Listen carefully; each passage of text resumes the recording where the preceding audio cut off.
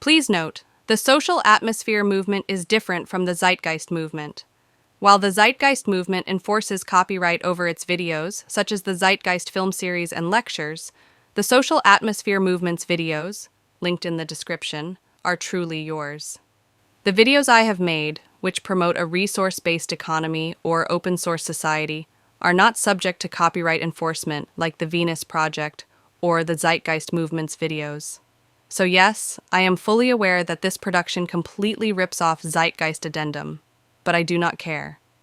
What matters to me is spreading the message about a resource-based economy and encouraging people to think, not focusing on copyright.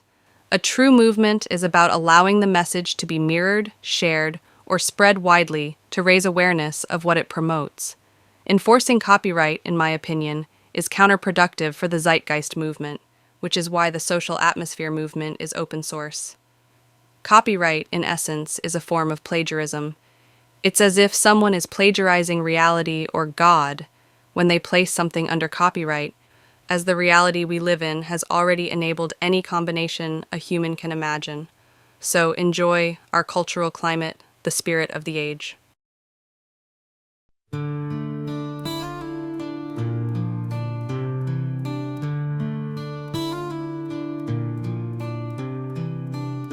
Imagine there's no heaven. It's easy if you try.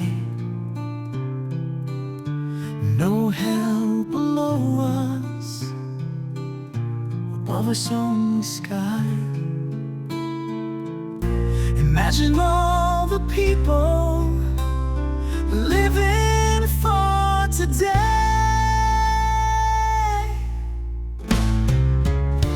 Imagine there's no countries.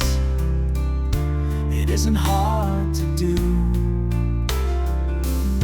Nothing to kill or die for, and no religion too.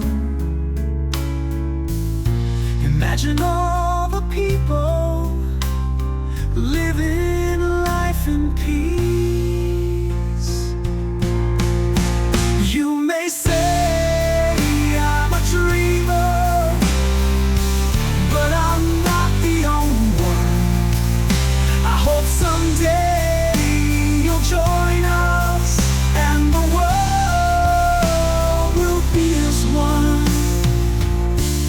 imagine no possessions. I wonder if you can. No need for greed or hunger, a brotherhood of man. Imagine all the people sharing all the world. You may say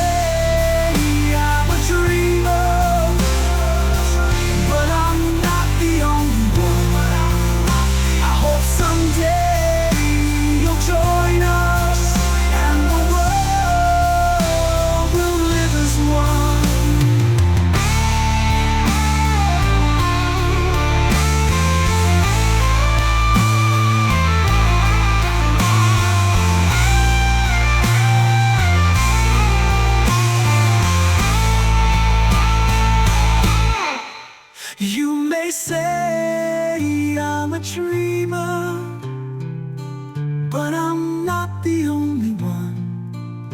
I hope someday you'll join us, and the world will live as one.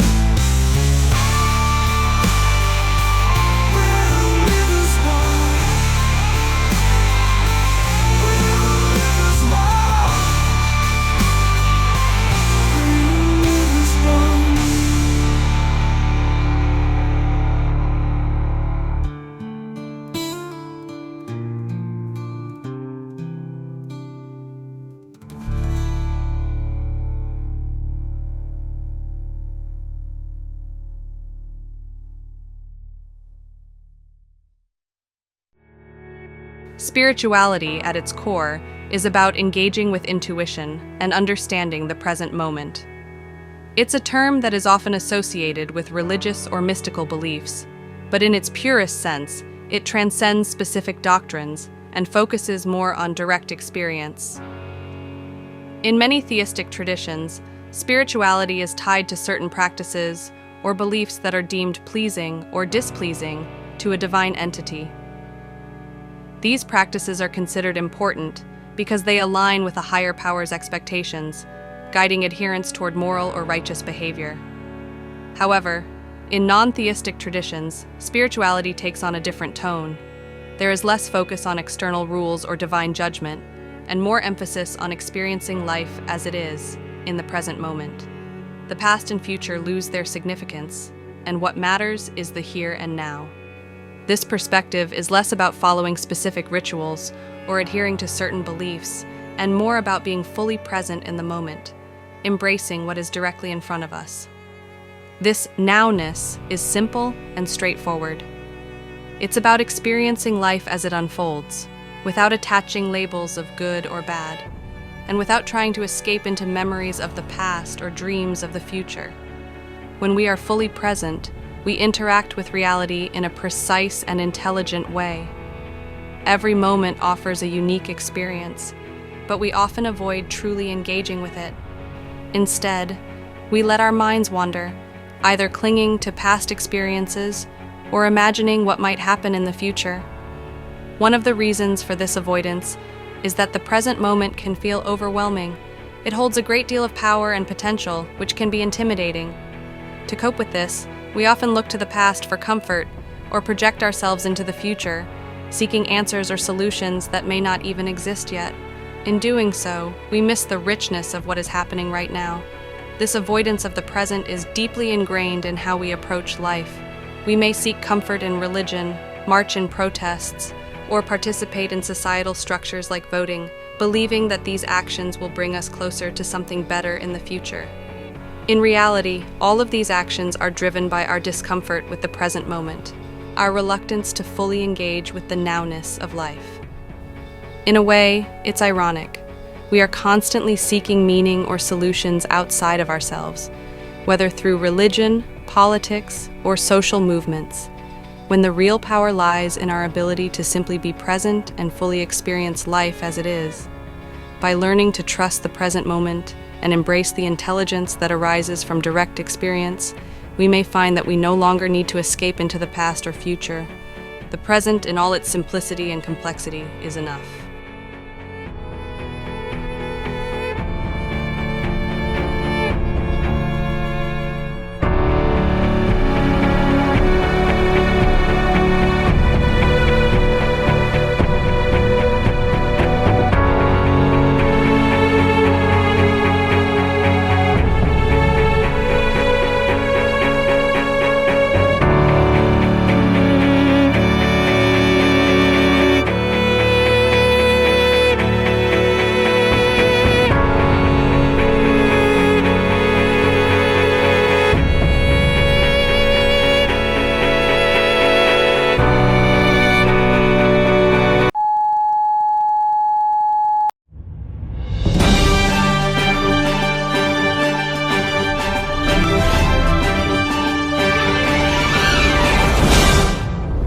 Good evening. Our top story tonight, war. The war has been ongoing. It has been brutal, with conflict continuing in the area.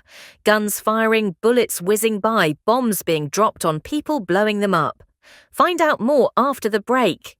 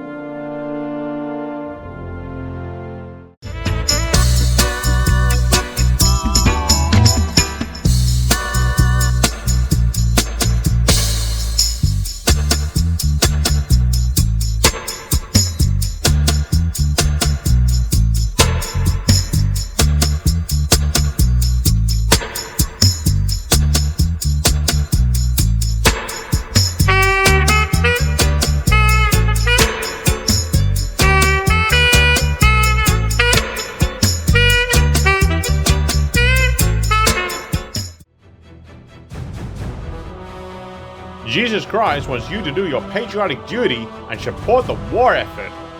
Find out what you can do. Visit GodWantsWar.com.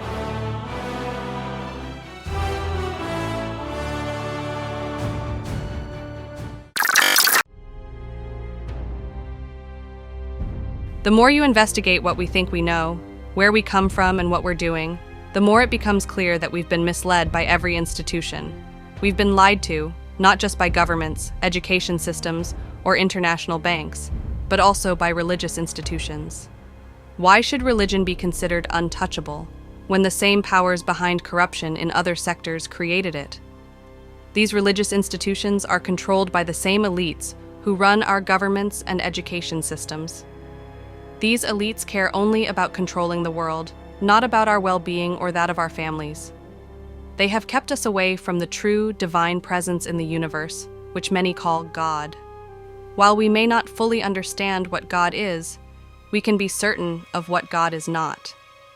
True understanding comes only when we are ready to pursue the full truth, regardless of where it leads or whom it exposes. If we choose to ignore uncomfortable truths or play favorites with certain ideas, we will eventually face the consequences of this denial, perhaps even divine justice. As we educate ourselves and seek knowledge, the lies that have been fed to us by these institutions become more apparent. The more we understand, the more we see the truth hidden beneath layers of deception. Only by seeking the truth wholeheartedly will we break free from this cycle of manipulation and find true liberation.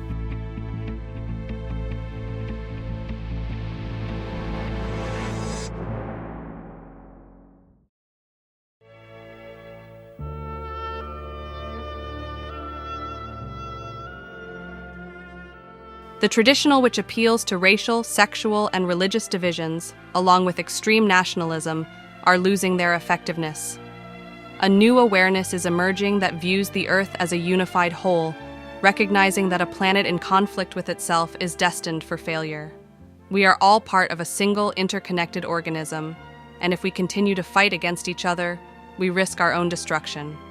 This shift in consciousness challenges the notions of personal identity and success that we've been taught. Concepts like being good or bad, or whether we are achieving or not, are ideas we pick up throughout life. At its core, life is like a ride, one we can change at any time if we choose. It's not about hard work or accumulating wealth, it's about making a simple choice between fear and love, here and now. This new understanding also involves recognizing that the game of life was never about becoming something else, but rather discovering what we already are. It's about realizing that we've been playing by the wrong rules, chasing external validation or societal measures of success, instead of looking within for true fulfillment. The real crisis we face today is not just political or economic, it's a crisis of consciousness. The old norms, traditions, and patterns of behavior no longer serve us, as they have led to a world filled with conflict, misery, and destruction. Despite technological progress, humanity remains trapped in cycles of aggression, competition, and violence, and we've built societies based on these destructive qualities. A radical revolution in the human mind is essential to break free from these outdated ways of thinking and to create a world that aligns with our deeper, shared values.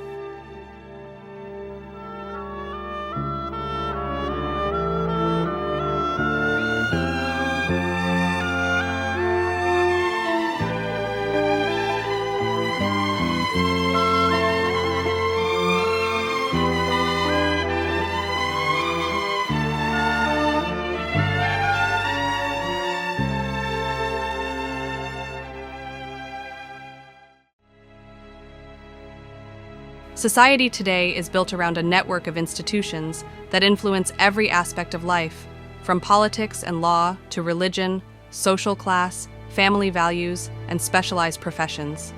These traditional structures shape our perspectives and understandings in profound ways. However, one institution stands out as being both misunderstood and taken for granted: the monetary system. Like a form of faith, the monetary system is rarely questioned. Most people have little knowledge about how money is created, the policies that govern it, or its real impact on society. In a world where 1% of the population controls 50% of the planet's wealth, and where 34,000 children die each day from poverty and preventable diseases, it is evident that something is deeply wrong.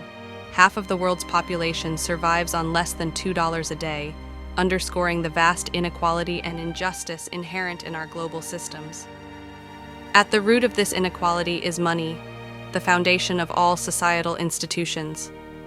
Understanding how the monetary system works is essential to understanding why our world is the way it is. Unfortunately, economics is often perceived as confusing and dull, filled with financial jargon and complex mathematics that discourage people from delving deeper. Yet, the complexity of the financial system is not an accident. It is designed to obscure one of the most paralyzing social structures humanity has ever faced. By unraveling this complexity, we can begin to see the truth behind the system and its role in perpetuating inequality.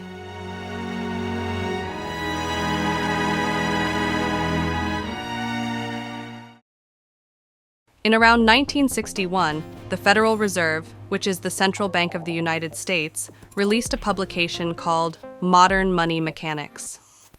This document aimed to explain how money is created within the fractional reserve banking system, a practice used by both the Federal Reserve and the global network of commercial banks it supports. The booklet outlines the basic principles of how money is created and circulated, but to understand this complex system, it's necessary to break it down into simpler terms. Here's how the process works. Imagine that the US government decides it needs an extra $10 billion. It contacts the Federal Reserve and asks for this amount. The Federal Reserve agrees and in exchange purchases $10 billion worth of government bonds. The government then creates these bonds, assigning them the value of $10 billion and sends them to the Federal Reserve. In return, the Federal Reserve produces $10 billion in Federal Reserve notes, which are essentially IOUs, and gives them to the government. Once this transaction is complete, the government deposits the newly received $10 billion into a commercial bank account. This money is now considered legal tender, officially adding $10 billion to the U.S. money supply. What's crucial to note is that this entire transaction is based on debt. Government bonds are instruments of debt, meaning that the government is essentially borrowing money from the Federal Reserve, which it must pay back. Even more surprising is that this $10 billion was created out of nothing. The Federal Reserve generated it without needing any physical assets to back it up. This is a key feature of the fractional reserve banking system. Money is created out of debt. Once the $10 billion is deposited in a commercial bank, things get even more interesting. According to the rules of fractional reserve banking, a bank is required to keep a small portion of its deposits as reserves. In the United States, this reserve requirement is typically 10%. So, in this case, the bank must hold $1 billion as reserves, while the remaining $9 billion is considered excess reserves and can be used to issue new loans. Here's where the system expands. The $9 billion isn't taken from the original $10 billion deposit. Instead, it's created out of thin air. The bank uses the original deposit as a reserve to back new loans, but the $9 billion in loans is new money that didn't previously exist. According to modern money mechanics, banks don't actually lend out the money they receive from deposits. Instead, they issue loans by creating new money in the form of credits to borrowers' accounts, secured by the original deposit. Now let's imagine that someone takes out a $9 billion loan from this bank. They'll likely deposit that money into their own bank account, and this deposit now becomes part of that bank's reserves. This bank is also subject to the 10% reserve requirement, so it holds on to $900 million and can lend out the remaining $8.1 billion. The process then repeats, with new money being created each time a deposit is made and a loan is issued. This cycle can continue indefinitely, with each new deposit creating additional reserves and leading to new loans. The mathematical result of this cycle is that up to $90 billion can be created from the original $10 billion deposit.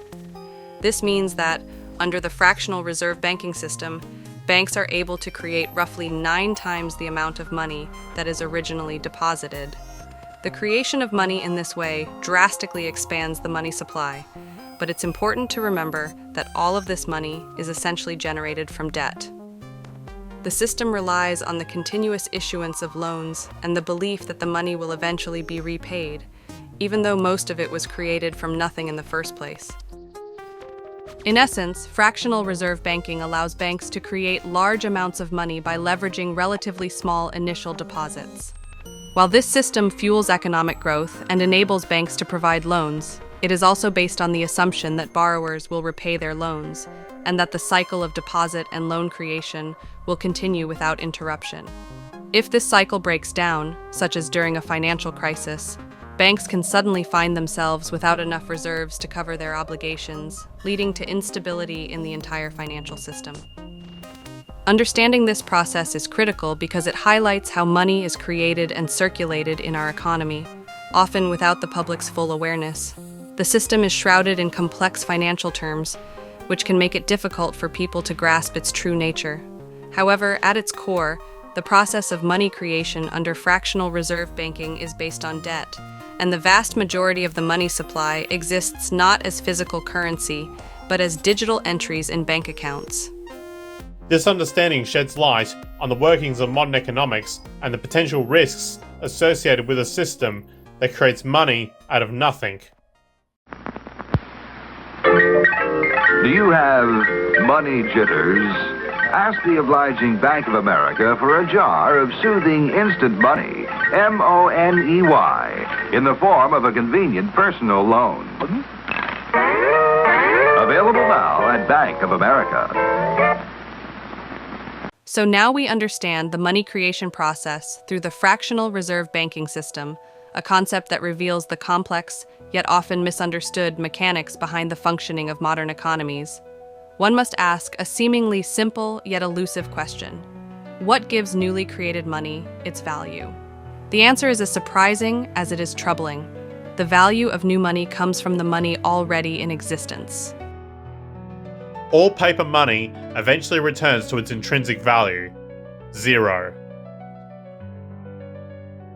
The value of new money, inflation, and hidden taxation. When banks create new money, they are essentially increasing the total supply of money in the economy. This additional money doesn't correspond to a proportional increase in goods and services. Therefore, when the money supply grows without an accompanying rise in demand for goods and services, the prices of these goods and services naturally rise. This is because of the basic principle of supply and demand. As the supply of money increases, its value diminishes, leading to inflation, which is essentially a hidden tax on the public. Ron Paul once remarked on this issue, highlighting how inflation is disguised by policymakers. What is the advice we generally get? And that is, inflate the currency. They don't say debase the currency. They don't say devalue the currency. They don't say cheat the people with savings. They say lower the interest rates. Paul's words underscore a critical point. Inflation results from an increase in the money supply, often as a result of policies intended to stimulate the economy. But it has the side effect of diminishing the purchasing power of each dollar. This diminishment, in essence, erodes the value of existing money, disproportionately impacting people with fixed incomes or savings. The inherent inflationary nature of fractional reserve banking. At the core of the modern banking system is the process of monetary expansion through the fractional reserve banking model, which is inherently inflationary. When money is created through loans, there is no corresponding increase in the actual value of goods or services in the economy. This leads to the debasement of the currency over time. The US dollar's value has seen a dramatic decline since the inception of the Federal Reserve in 1913. Back then, a single dollar could buy goods that would cost just 21.60 cents by 2007. That represents a 96% devaluation of the dollar over a century, a clear indication of the inflationary effect of increasing the money supply beyond the growth of actual economic productivity. Money as debt, a perpetual cycle. One of the more perplexing aspects of the financial system is the fact that money is debt, and debt is money. Every dollar in existence today is owed to someone. In a system where money is created through loans, the entire money supply is built on borrowed money. If all debts were paid off, there would be no money left in circulation. As Mariner Eccles, a former governor of the Federal Reserve, once testified before Congress in 1941, If there were no debts in our money system, there wouldn't be any money. this system of perpetual debt is not an accident. It is a structural feature of the modern financial system. The last time the United States was debt-free was in 1835, under President Andrew Jackson, who famously fought to shut down the central bank of his era.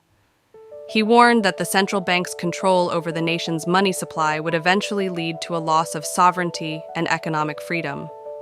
Despite Jackson's efforts, another central bank, the Federal Reserve, was created in 1913, ensuring that perpetual debt would remain a feature of the economy.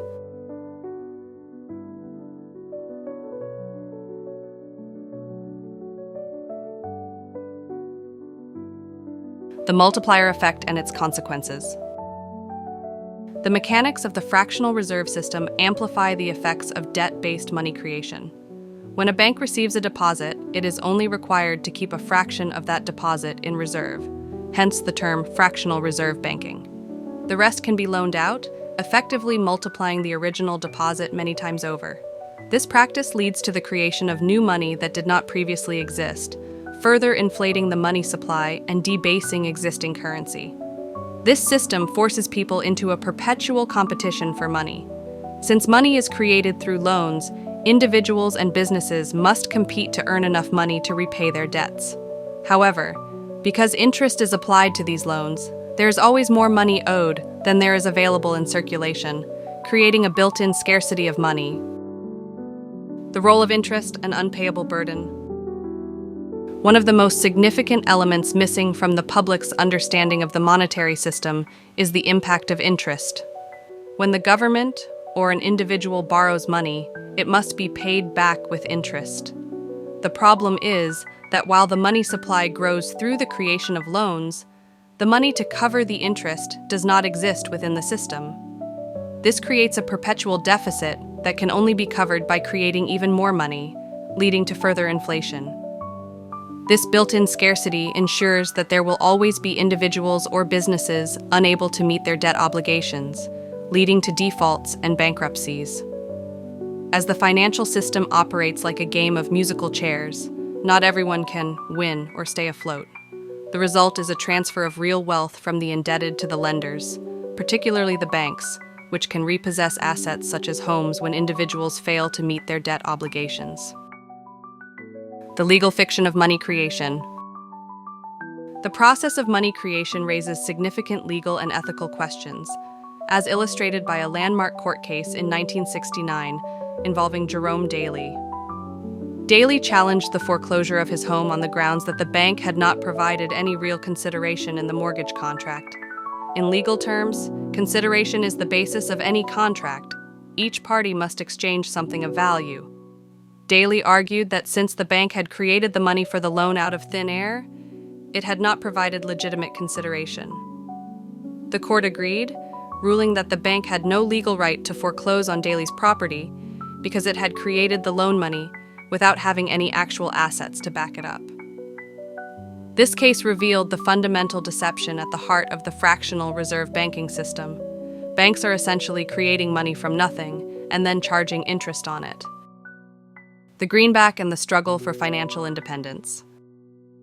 During the American Civil War, President Lincoln chose to avoid high-interest loans from European banks and instead followed the approach recommended by the Founding Fathers, creating an independent and debt-free currency.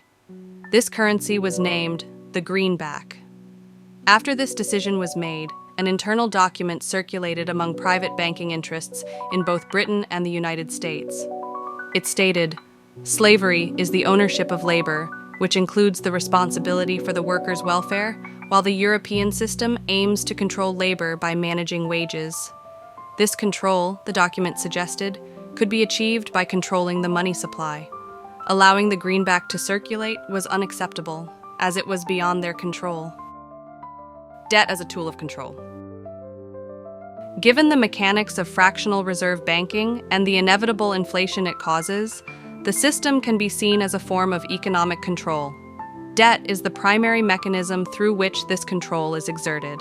When individuals, businesses, or governments take on debt, they must work to repay it, which keeps them in a state of dependence on the banks that issue the loans.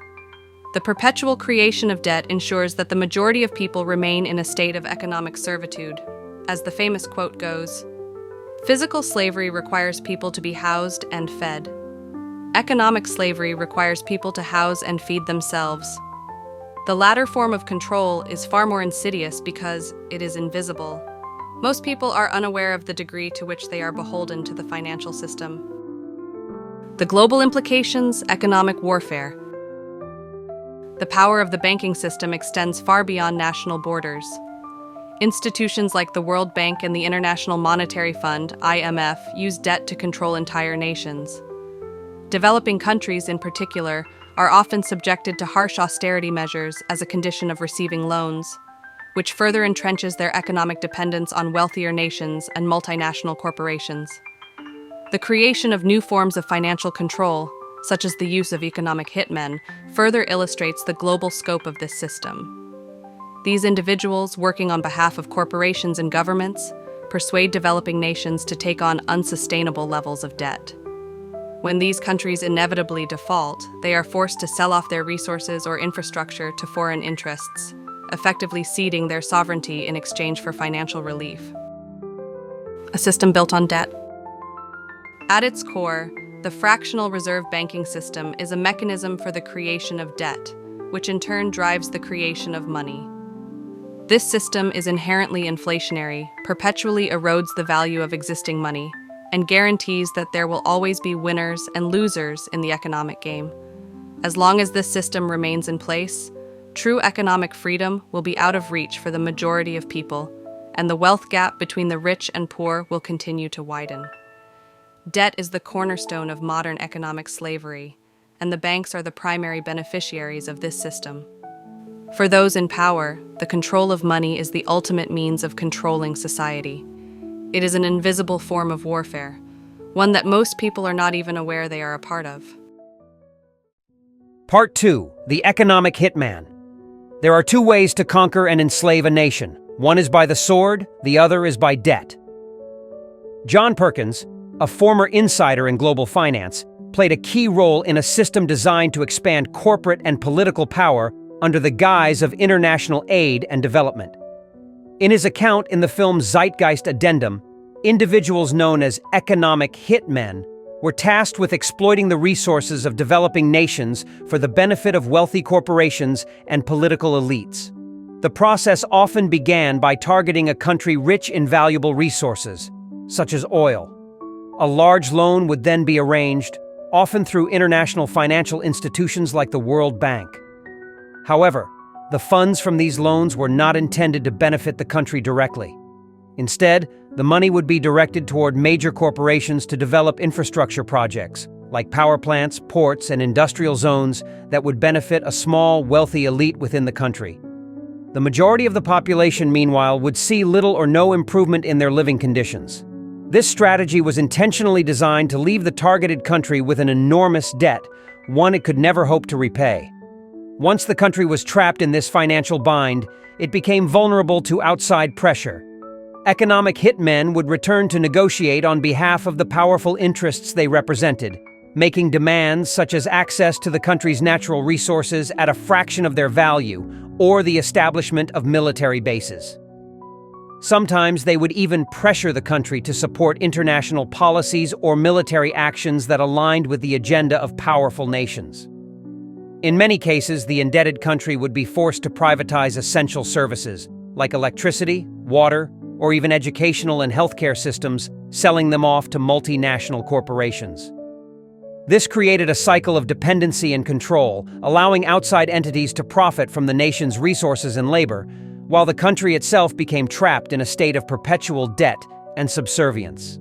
This exploitative model, according to Perkins, is emblematic of how international financial institutions and corporations maintain control over weaker nations, consolidating power while undermining genuine development. In 1953, Iran's Prime Minister, Mohammad Mossadegh, stood as a symbol of hope for democracy in the Middle East. Internationally admired, he was even named Man of the Year by Time magazine. Mossadegh's platform centered around the idea that Iran's resources, especially its oil, should benefit its people, not just foreign corporations.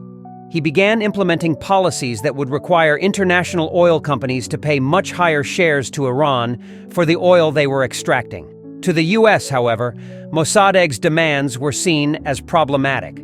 They wanted to maintain their control over Iran's oil reserves without sending in military forces, which was the standard approach for similar situations. Instead, the US opted for a subtler yet powerful alternative. A single CIA agent, Kermit Roosevelt, a relative of former President Teddy Roosevelt, was sent to Iran with several $1 million. Through a series of covert actions, Roosevelt effectively orchestrated the overthrow of Mossadegh. In his place, the Shah of Iran was installed, a leader friendly to foreign oil interests. The Shah's return was welcomed by some in Iran, and images of him were paraded through Tehran, signaling a dramatic shift in leadership. This covert operation's success was met with enthusiasm back in Washington, where officials marveled at how simple and cost-effective it had been to influence an entire nation's political landscape. However, there was a potential downside. Roosevelt was a known CIA agent, and if he had been caught, the fallout could have been severe.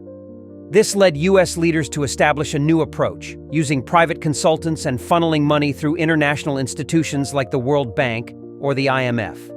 This shift ensured that future operations could be conducted with plausible deniability, effectively laying the foundation for the strategy that would come to be known as economic hitmen. In 1954, Guatemala found itself at a turning point when Jacobo Arbenz became president. For years, the United Fruit Company, a powerful international corporation, held substantial control over the country, especially in terms of land and resources. Arbenz, however, campaigned on a promise to redistribute land to the people, aiming to give Guatemalans more control over their own country's resources. Once in power, he began implementing reforms to fulfill this promise. United Fruit, alarmed by the potential loss of its influence, decided to fight back, not by challenging Arbenz in Guatemala, but by swaying public opinion in the United States. They hired a public relations firm that launched a massive campaign to portray Arbenz as a Soviet puppet. With Cold War fears running high in the United States, the mere hint of communist influence in Latin America sparked intense concern. The narrative spread quickly, gaining traction in the US media, the public, and even Congress, all worried about the possibility of Soviet expansion in the Western Hemisphere. The campaign succeeded. The CIA and the US military committed to removing Arbenz from power. They launched a full-scale operation, sending planes, soldiers, and covert agents into Guatemala. The mission was successful, and Arbenz was ousted. Afterward, a new leader, more favorable to international corporate interests, came into power and promptly reversed Arbenz's reforms, restoring control to companies like United Fruit. For many years, Ecuador was ruled by dictators who favored US interests, often ruling with an iron fist. However, things changed in 1981 when Ecuador decided to hold a truly democratic election. Jaime Roldos emerged as a promising candidate with a platform centered on using Ecuador's natural resources, especially its oil, to benefit the people rather than foreign interests. His vision resonated with Ecuadorians, leading him to win by an unprecedented margin. Once in office, Roldos began to implement his promised policies, ensuring that profits from oil would serve Ecuador's citizens. This, however, was seen as a threat to US interests. As part of an effort to sway Roldos, economic hit men were sent to influence him. Roldos was offered a path to personal wealth if he would cooperate and abandon his reforms, but he refused to be corrupted and remained committed to his promises. Not long after, tragedy struck. Roldos died in a plane crash, an event that quickly raised suspicions. The crash site was immediately secured, with only U.S. military personnel from a nearby base and certain Ecuadorian military officials allowed access. Later, 2 key witnesses in the investigation died in car accidents before they could testify. These suspicious circumstances led many, including those familiar with cases like this, to believe Roldos' death was not an accident. For those who knew the lengths to which powerful interests could go, it seemed inevitable that Roldos would face such an outcome for resisting corruption. In 1981, Omar Torrijos, the president of Panama, stood out as a remarkable leader. His charisma and genuine desire to uplift his nation left a lasting impression. When John Perkins approached him with offers of bribery, Torrijos rebuffed him with a firm stance. He told Perkins, who he affectionately referred to as Juanito, that he didn't want money. What he truly needed was fairness for his country. He wanted the United States to acknowledge the debts owed to the Panamanian people for the harm inflicted upon them. Torrijos envisioned a future where he could assist other Latin American nations in gaining their independence, free from the exploitation by the North. A key goal for him was reclaiming control of the Panama Canal for his people. With determination, he insisted that Perkins leave him be and respect his mission. As 1981 unfolded, the political climate grew tense, especially after the assassination of Jaime Roldos, another prominent leader in the region. Torrijos, aware of the dangers he faced, gathered his family and candidly shared his fears, acknowledging that he might be next. However, he found peace in knowing he had accomplished his goals, having successfully renegotiated the treaty with Jimmy Carter that would return the canal to Panamanian hands. Tragically, just months later, Torrijos lost his life in a plane crash that many believe was orchestrated by CIA-backed operatives. Evidence suggests that one of his security guards had handed him a small tape recorder containing an explosive device just before his departure. This moment marked the end of a leader who had sought to empower his country and resist external domination. It's fascinating to see how the system has remained largely unchanged over the years, even as the methods of those in power have become increasingly sophisticated. A prime example of this is what unfolded in Venezuela. In 1998, Hugo Chavez was elected president, stepping into a long line of leaders who had corrupted the government and devastated the economy. Despite this tumult, Chavez rose to power, vowing to use Venezuela's oil resources to benefit its people rather than foreign interests. Naturally, this stance didn't sit well with the United States. In 2002, a coup was orchestrated against him, an operation that many, including John Perkins, believe had the CIA's fingerprints all over it. The tactics used were eerily reminiscent of those from past interventions, like the one in Iran where agitators were paid to stir unrest. With just a few thousand protesters, the media could easily create the illusion of widespread discontent against Chavez. However, in a remarkable turn of events, Chavez's intelligence and the overwhelming support of the people allowed him to withstand the coup.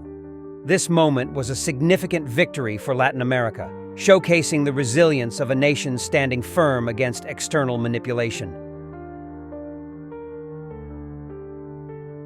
Iraq provides a vivid example of how this entire system functions. The first line of defense consists of economic hitmen who attempt to infiltrate governments and entice them with massive loans, using these as leverage to exert control. When this strategy fails, as it did in Panama and Ecuador with leaders who resisted corruption, the next step involves sending in the jackals. These operatives are tasked with either toppling governments or eliminating leaders, ensuring that any new administration will comply with outside interests. In Iraq's case, both tactics ultimately failed. The economic hitmen couldn't persuade Saddam Hussein to accept a deal similar to what the Saudis had agreed to.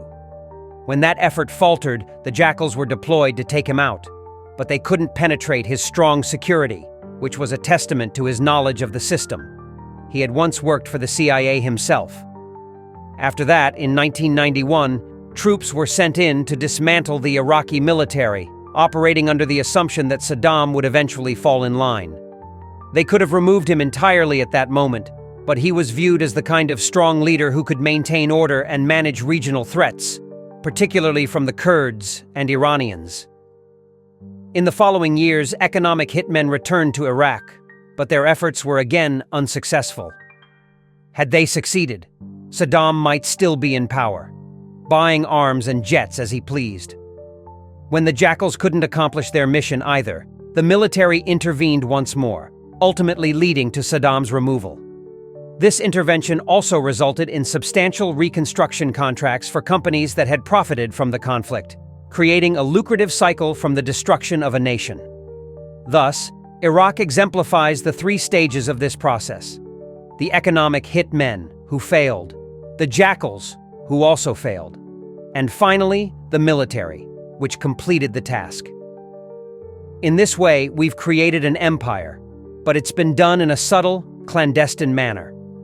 Unlike the empires of the past, where the British, French, Germans, Romans, and Greeks openly built their power with military force and took pride in their conquests, our empire operates in the shadows. Most people in the United States are unaware that they benefit from this hidden empire, which has contributed to the highest levels of slavery in history. This raises a crucial question. If this is an empire, who is the emperor? U.S. presidents do not fit the traditional role of an emperor. They are elected, serve limited terms, and are accountable to the public. However, there exists a group that functions similarly to an emperor, often referred to as the corporatocracy. This consists of individuals who lead major corporations and wield significant power.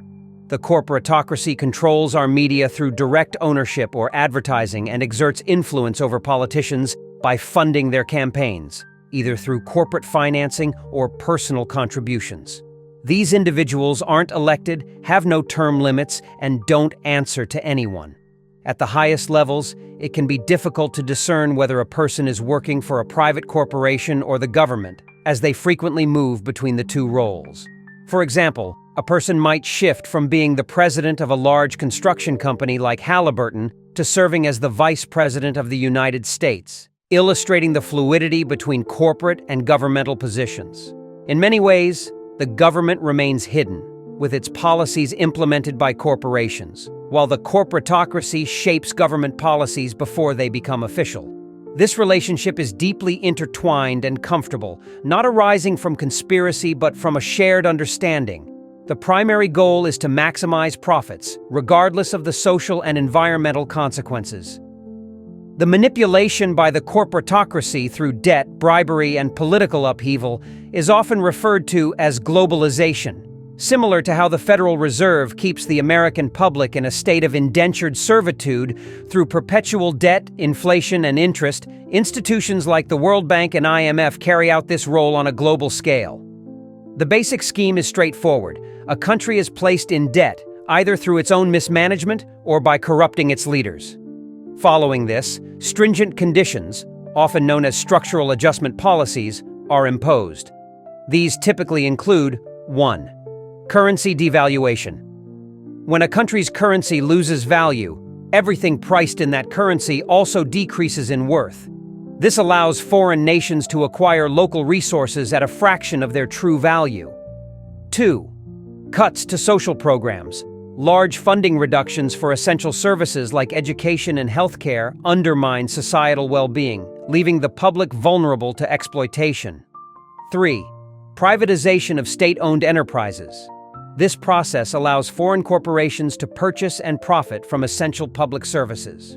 A notable example occurred in 1999 when the World Bank pressured the Bolivian government to sell the public water system in its third-largest city to a subsidiary of the U.S. corporation Bechtel.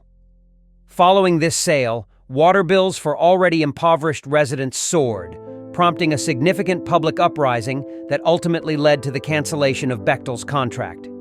4. Trade liberalization. This involves removing restrictions on foreign trade, which opens the economy to various abusive practices. For instance, transnational corporations often flood local markets with mass-produced goods, undercutting indigenous production and harming local economies. Jamaica, after accepting loans and conditions from the World Bank, lost its largest cash crop markets due to competition from Western imports, leaving many farmers unemployed and unable to compete. Moreover, this process can lead to the establishment of unregulated sweatshops that exploit economic hardships. Due to deregulation in production, environmental degradation also becomes a constant issue, as corporations exploit a country's resources with little regard for sustainability, often resulting in significant pollution. Today, one of the largest environmental lawsuits in history is being filed on behalf of 30,000 people living in Ecuador's Amazon region against Chevron. Though the case is technically against Chevron, it addresses the actions of Texaco, a company now owned by Chevron, which allegedly contaminated the Amazon over several years. This incident, believed to be 18 times larger than the Exxon Valdez oil spill that devastated Alaska, differs in a crucial way. In Ecuador, Texaco's pollution wasn't accidental. The company reportedly decided to dump toxic waste to cut costs, bypassing safer disposal methods that would have been more expensive. A closer examination of the World Bank's track record reveals a pattern of harm rather than help to impoverished nations, despite its mission to aid in development and poverty reduction. Instead, the bank has been accused of fostering deeper poverty and widening the wealth gap. For instance, in 1960, the income disparity between the wealthiest fifth of the global population and the poorest fifth was a ratio of 30-1. By 1998, this had grown to 74-1. While the global economy grew by 40% from 1970 to 1985, the number of people living in poverty actually increased by 17%. From 1985 to 2000, those surviving on less than $1 per day rose by an additional 18%. The U.S. Congress's Joint Economic Committee acknowledges that only about 40% of World Bank projects succeed, underscoring the limited positive impact these projects often have. Ecuador's own history with the World Bank highlights some of these concerns. The bank intervened in Ecuador in the late 1960s, extending large loans intended to support development. Over the next 3 decades, however, poverty rates climbed from 50% to 70%, and underemployment grew from 15% to 70%. Meanwhile, Ecuador's national debt soared from $240 million to $16 billion, with funds directed toward the poor shrinking from 20% of the budget to just 6%. By 2000, half of Ecuador's national budget was allocated solely for debt repayment, a heavy burden that hindered public investment and support for vulnerable populations. To understand the motivations behind the World Bank's decisions, one must recognize its intrinsic ties to the United States. As the largest contributor of capital, the U.S. holds veto power in the institution, enabling it to steer the bank's actions in line with U.S. interests. The U.S. gains this financial leverage through the fractional reserve banking system, which allows it to lend money that essentially originates from credit created by banks. In other words, money it absurdly got from thin air. In today's global economy, corporations wield unprecedented power, surpassing many nations. Out of the world's top 100 economic entities based on GDP, 51 are corporations, and 47 of these are headquartered in the United States. Multinational giants like Walmart, General Motors, and Exxon wield economic influence greater than that of many sovereign nations, including Saudi Arabia, Poland, and South Africa. As global trade barriers diminish, currencies are exchanged and influenced in volatile markets, and national economies are compelled to adopt free market principles. Multinational corporations continue to expand their influence worldwide. This shift has led to the consolidation of economic power in the hands of a few corporations, raising concerns about the balance of power between corporate interests and sovereign governance on a global scale.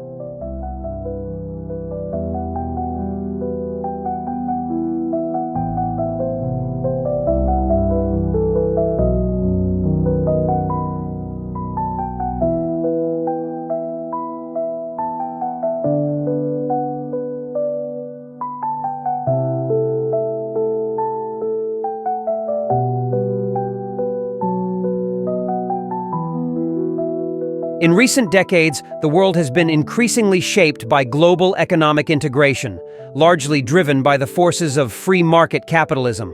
According to Jim Garrison, president of the State of the World Forum, this sweeping economic globalization has effectively created an empire in its own right.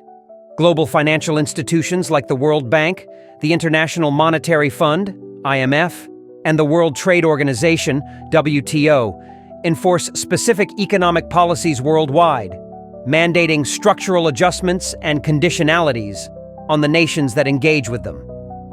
Through their influence, these organizations control and define the course of global economic integration. As a result, we are likely to witness the merging of national economies into a single, overarching global free market system within our lifetimes, albeit with some regions experiencing this change more unevenly than others. However, this global empire has a troubling side. It consolidates power into the hands of a few dominant corporate entities, which control the very resources needed for human survival, while holding vast financial power. The concentration of wealth and resources in the hands of corporations ultimately risks evolving into a global monopoly, where the needs of human life are subordinated to financial gains and corporate interests. As this disparity grows, more people worldwide are increasingly marginalized and desperate. To maintain control, the powers that be have found new ways to suppress dissent, branding any group or individual who challenges the status quo as a terrorist. This term has become a blanket label used to delegitimize opposition, casting those who question the system as threats to security. The term terrorist, however, often serves as a flexible distinction, conveniently applied to anyone who poses a challenge to the establishment. For instance, the label Al-Qaeda has gained near mythic significance, but was originally the name of a database used by the CIA to track Mujahideen fighters supported by the US during the Soviet-Afghan War in the 1980s. Former French intelligence officer Pierre-Henri Bunel revealed that there is no formal Islamic army or organized terrorist group named Al-Qaeda. Instead, the label has been popularized through a US-driven propaganda campaign, creating an ambiguous, pervasive enemy to justify counterterrorism efforts globally. This approach has had significant financial implications, particularly for the United States. In 2007, the U.S. Department of Defense allocated an astronomical $161.8 billion for the global war on terrorism. According to the National Counterterrorism Center, around 2,000 people globally lost their lives due to terrorist incidents in 2004, with roughly 70 of these victims being American. This number is dwarfed by the 450,000 annual deaths caused by coronary heart disease in the U.S. Yet in 2007, the U.S. government dedicated a mere $3 billion to researching heart disease, an amount dwarfed by the funding for counterterrorism. This imbalance reveals a striking irony. The government is spending 54 times more on preventing terrorism, which claims far fewer lives than heart disease, the leading cause of death in the U.S.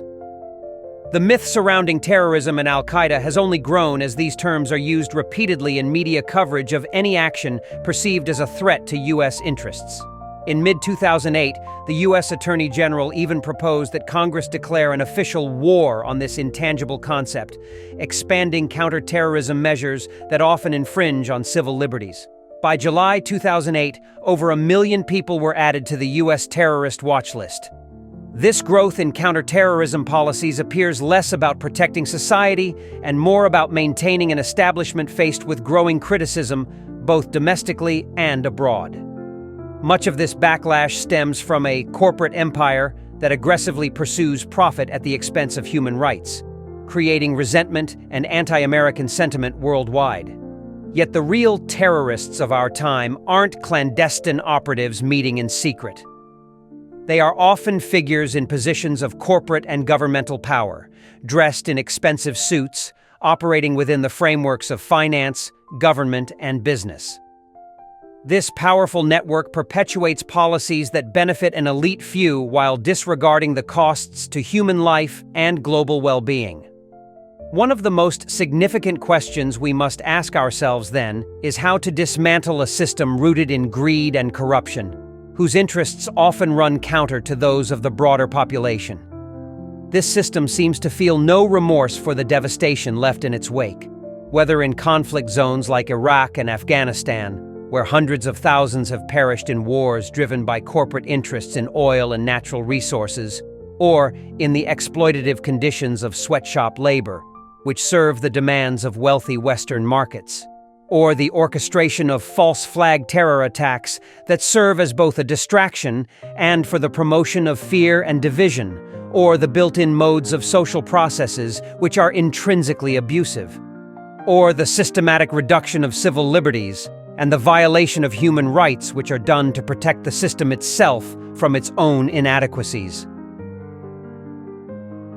The role of corporate interests in global conflicts can be seen through the case of Afghanistan's opium production. Before 1980, Afghanistan produced no opium for the global market. After the US and CIA-backed Mujahideen fought the Soviet Union in the 1980s, the country became a significant opium producer, supplying 40% of the world's heroin by 1986. By 1999, Afghanistan's share had risen to 80%. However, this trend took an unexpected turn when the Taliban rose to power in the late 1990s, destroying most of the opium fields, which led to a dramatic 94% reduction in production. Just days before the events of September 11, 2001, a plan for a full-scale U.S. invasion of Afghanistan was ready on President George W. Bush's desk.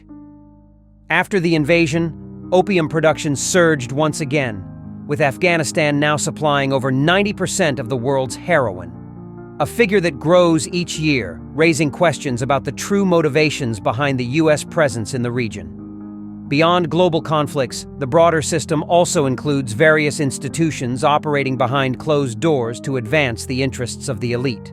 Organizations like the Council on Foreign Relations, the Trilateral Commission, and the Bilderberg Group meet discreetly to shape policies affecting political, economic, and social landscapes. These entities, unelected and accountable to no one but themselves, control resources, set agendas, and make decisions that impact millions without public consent. It becomes clear that these organizations contribute to a system where the wealth and power of a select few are prioritized over the welfare of the global population. To confront these issues, we must first understand that the underlying cause isn't merely the corporate and governmental figures who wield power. These actors are symptoms of a deeper systemic problem. At its core, the issue is a structure built on profit and self-interest, in which those at the top thrive by exploiting human and natural resources. Thus, addressing this challenge requires more than merely targeting individuals or specific corporations.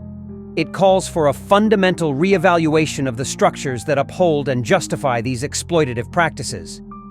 In a world that is increasingly globalized and interdependent, addressing this entrenched system will require significant collective effort.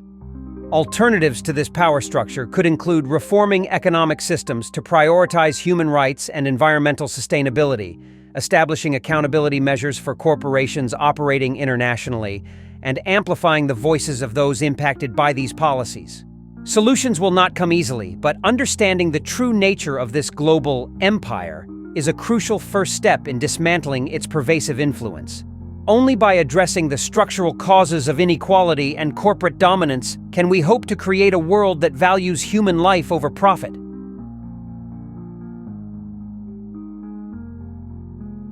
Part 3. A scientific solution. Greed and competition are not the result of immutable human temperament. Greed and fear of scarcity are in fact being created and amplified. The direct consequence is that we have to fight with each other in order to survive. Jacques Fresco, an industrial designer and social engineer, dedicated his life to envisioning a society designed for the well-being of all people. His work centered on creating systems that would be sustainable and equitable, free from the constraints that he believed were ingrained in existing societal structures. Fresco argued that corruption was inherently tied to monetary systems, a construct that fosters behaviors often disruptive to human welfare. For Fresco, human behavior wasn't fixed or innate, but was instead shaped by environmental factors. He believed that individuals adopt the values of the societies they grow up in. For example, if someone were raised in a particular culture without exposure to others, they would adopt and maintain the values of that society.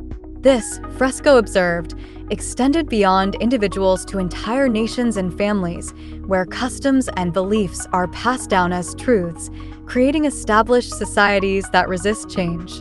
Fresco criticized the way societies build systems that sustain existing power structures, often at the expense of progress.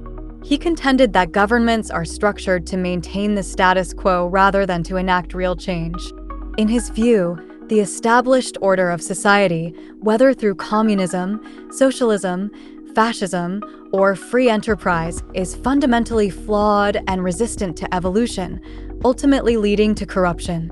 To him, all nations were, in this sense, corrupt, as they perpetuate outdated institutions rather than striving for genuine improvement. One of the most defining characteristics of social institutions, whether corporate, religious, or governmental, is their drive for self-preservation. Above all else, these entities prioritize their own survival and stability, often at the expense of genuine progress or societal well-being.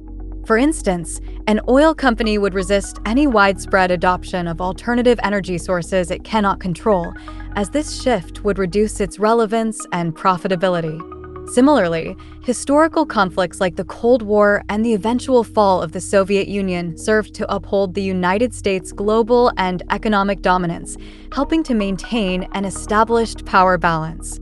Religions, too, often exert control by instilling feelings of guilt over natural human tendencies, positioning themselves as the sole providers of forgiveness and salvation to ensure their ongoing influence.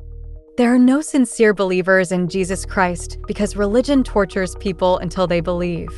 In this way, religion is a mind virus meme that spreads through a cycle of abuse from person to person. Religion thrives in conditions of war and poverty. Similarly, there are no sincere believers in politics and money, as they also require subtle torture until people believe in these institutions.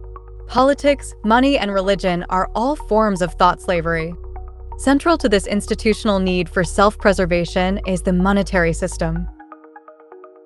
Money provides the power and means necessary for institutions to secure their survival. Just as an impoverished individual may resort to theft as a means of survival, institutions are driven by a comparable impulse to do whatever is necessary to remain financially viable. This profit-centered structure makes it difficult for many institutions to embrace change, as adapting or transforming might threaten not only the institution's own existence, but also the affluent lifestyles and power structures associated with it. Thus, institutions become paralyzed by the need for financial security and control, resisting reforms even when they may be socially beneficial or necessary. This dependency on profit creates a self-reinforcing cycle. As long as survival is tied to money, institutions will cling to practices that ensure financial gain, often disregarding broader societal needs. In this way, the pursuit of profit becomes a significant barrier to change, leading institutions to prioritize their preservation over relevance or meaningful progress for society. The mindset of "what's in it for me" dominates human interactions within a profit-driven society. When individuals or companies make money from a specific product or service, they naturally resist any competition that might threaten their livelihood. This self-serving mindset disrupts trust, as people prioritize their own interests over fairness. A salesperson, for example, may claim to have found you the perfect home, but their primary goal is to make a sale. Similarly, when a doctor recommends surgery, it's challenging to discern whether the advice is purely medical or if financial incentives play a role. In a system centered on money, genuine trust becomes difficult to establish. If I owned a store and honestly told you that a neighboring shop had a better lamp, my business wouldn't last long. The need to compete means that ethical behavior often conflicts with economic survival. In such a system, industry can't afford to genuinely care for people. Companies employ workers not out of altruism, but because certain jobs haven't yet been automated. If corporations truly prioritized people's well-being, They wouldn't outsource jobs to low-wage regions or replace workers with machines as soon as it becomes cost-effective. In reality, decency and ethics take a back seat to profitability, as businesses must focus on survival within this competitive framework.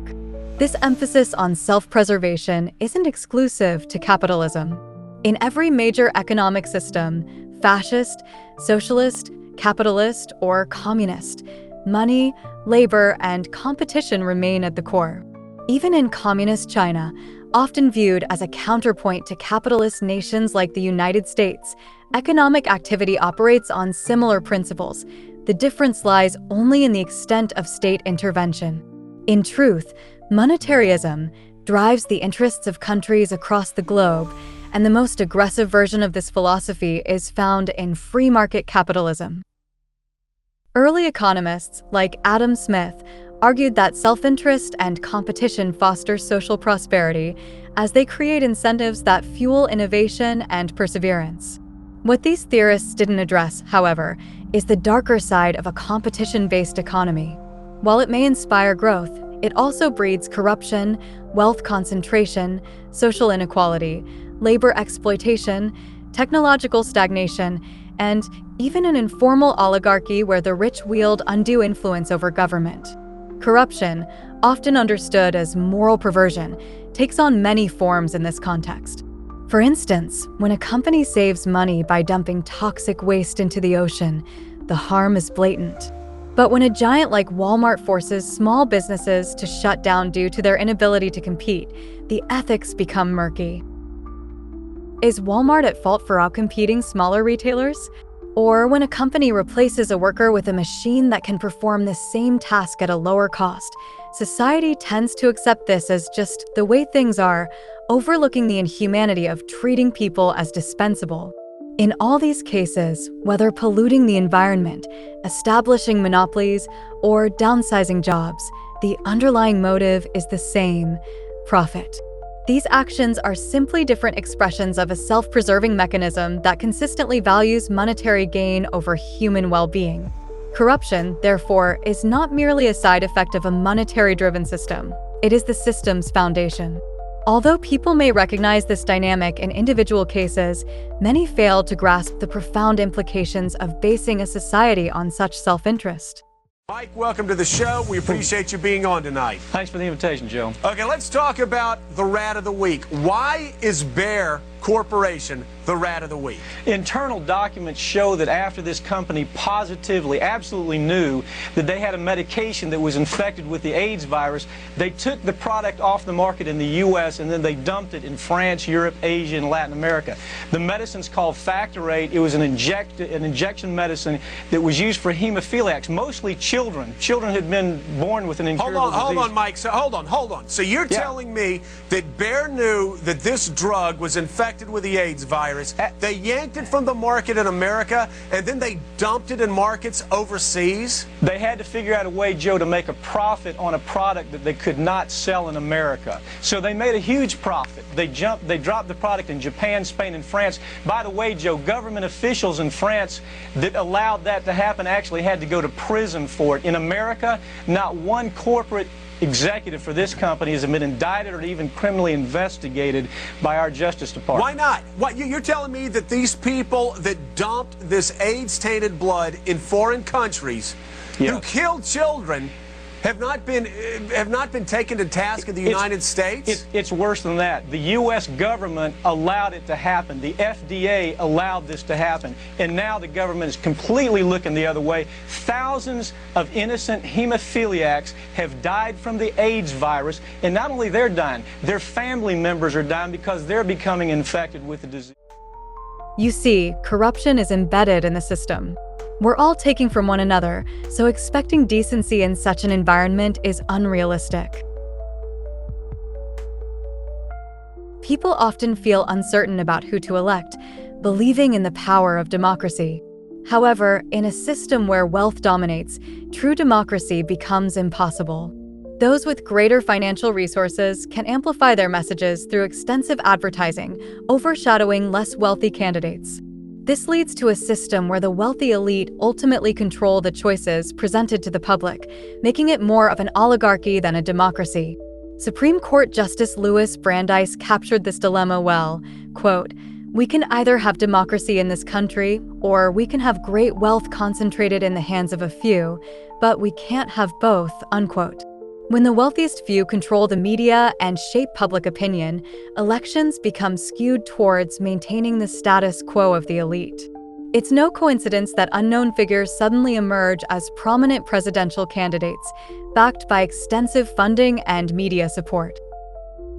Before long, voters are left to choose between a narrow pool of wealthy individuals who often share similar political and economic views, prioritizing the interests of the wealthy over broader social progress. This illusion of choice gives people the impression that they have a voice, when in reality, candidates on the ballot have often been selected as acceptable by powerful financial entities. Even among those who recognize this illusion, many still hold on to the hope that if the right politicians could gain power, things might change. This hope, while understandable, is misguided. The truth is that politics and politicians, as they operate today, are largely irrelevant to the practical challenges society faces. Politicians are not equipped with the technical expertise required to address complex problems. As social engineer Jacques Fresco points out, politicians can't solve problems. They lack the technical capabilities. Even if they had good intentions, they don't have the skills. Real problem solving doesn't come from political rhetoric or legislation alone. It comes from technical advancements.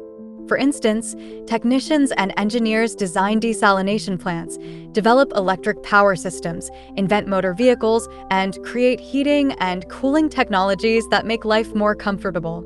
Politics, by comparison, deals primarily in abstract legislation, budget allocations, and conflict resolution, but rarely directly addresses the technical foundations of societal well-being. Religion, too, offers spiritual guidance, but doesn't create the material infrastructure that people rely on daily. The essential force that has consistently elevated living standards is not money or politics, it's technology.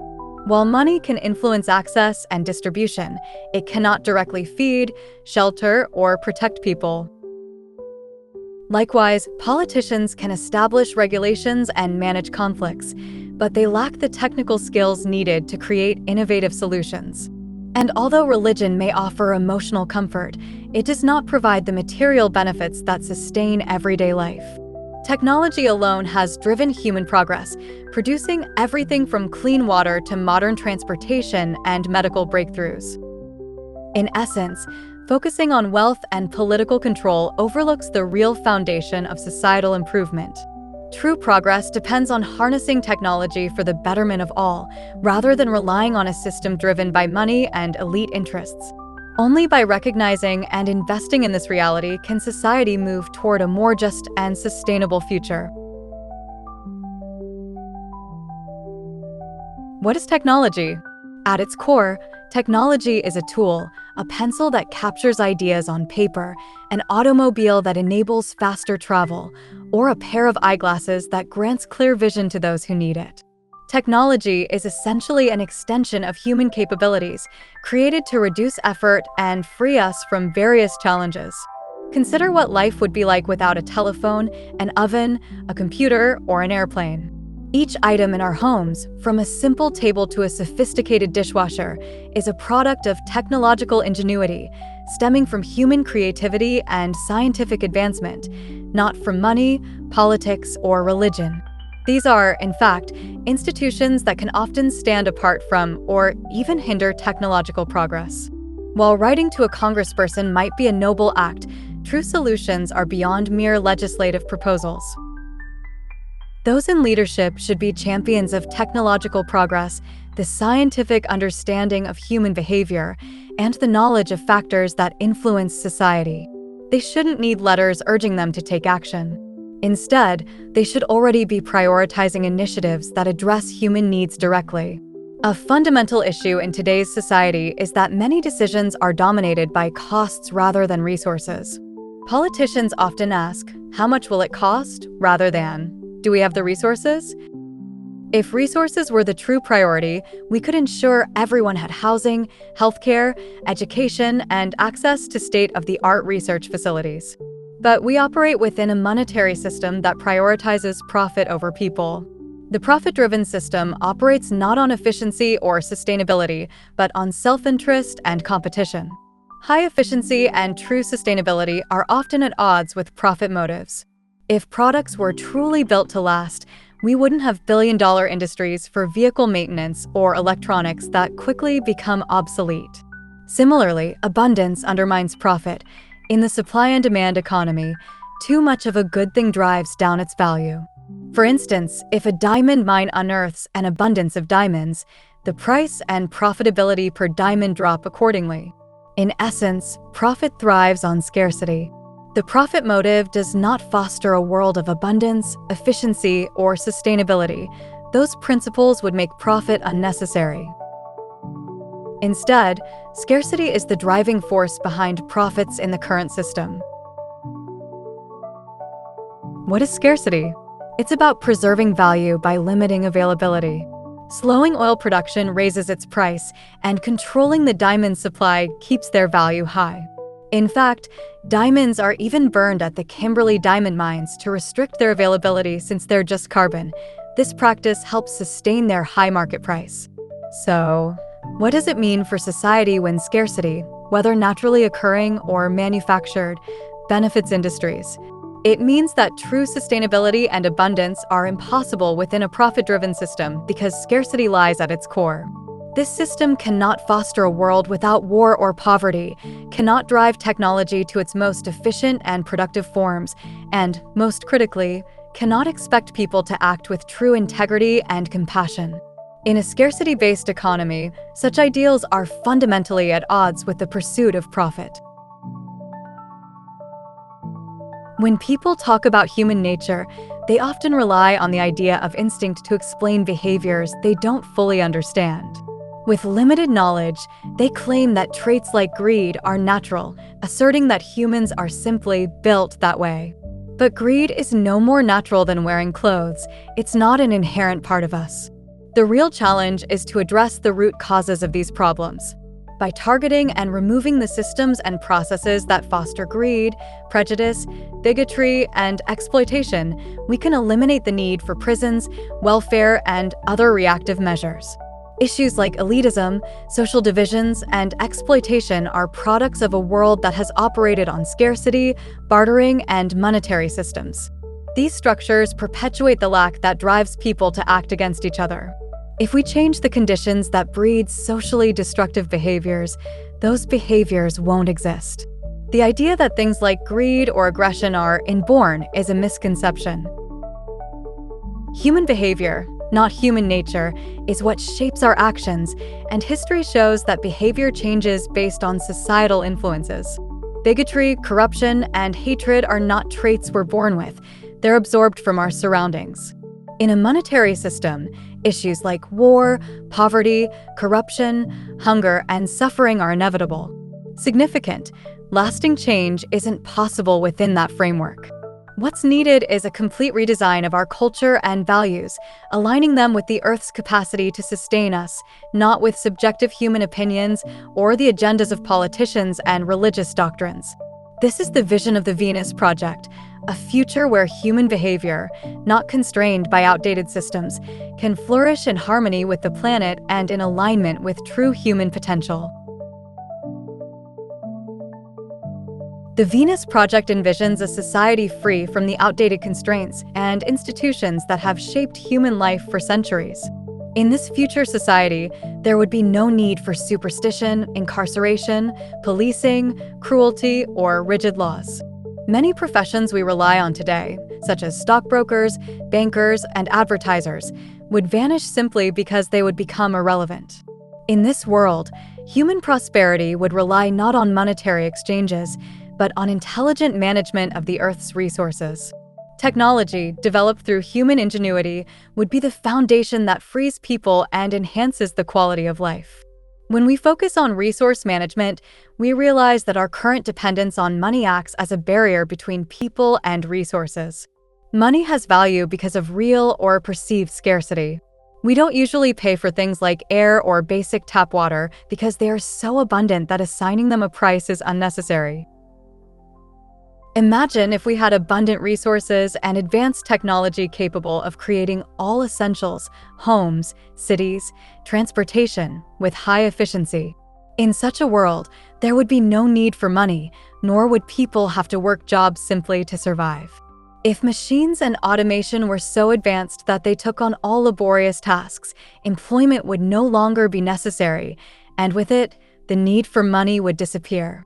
So, the question becomes, do we have the resources and technology to create a society where abundance is the norm, where everything essential is freely accessible, and where people no longer need to work simply to survive? The answer is yes. We have the resources and technological capabilities to build a world where living standards are so high that future generations would look back at our present society and view it as primitive and underdeveloped. The Venus Project proposes a revolutionary system aligned with the most current scientific and technological understanding. It envisions a world where society is designed to eliminate monotonous work, reduce transportation accidents, ensure high living standards, remove harmful substances from our food, and provide clean and efficient energy sources. By giving scientists and engineers the challenge of creating such a society, we could harness human potential and technology to build a world that is not only sustainable, but also profoundly enriching for all its inhabitants. In a resource-based economy, the primary focus is on people and their well-being. Unlike a monetary system, which often places financial gain above human needs, a resource-based economy prioritizes the fulfillment of those needs directly. In today's monetary system, products and solutions are often driven by profitability, meaning that if a social issue cannot generate income, it is unlikely to be addressed. A resource-based economy offers a fundamentally different approach. With today's technological advancements, we could use our resources to create abundance globally. When managed wisely and sustainably, technology has the power to enhance everyone's quality of life, allowing for a world where resources are available for all without compromising the environment.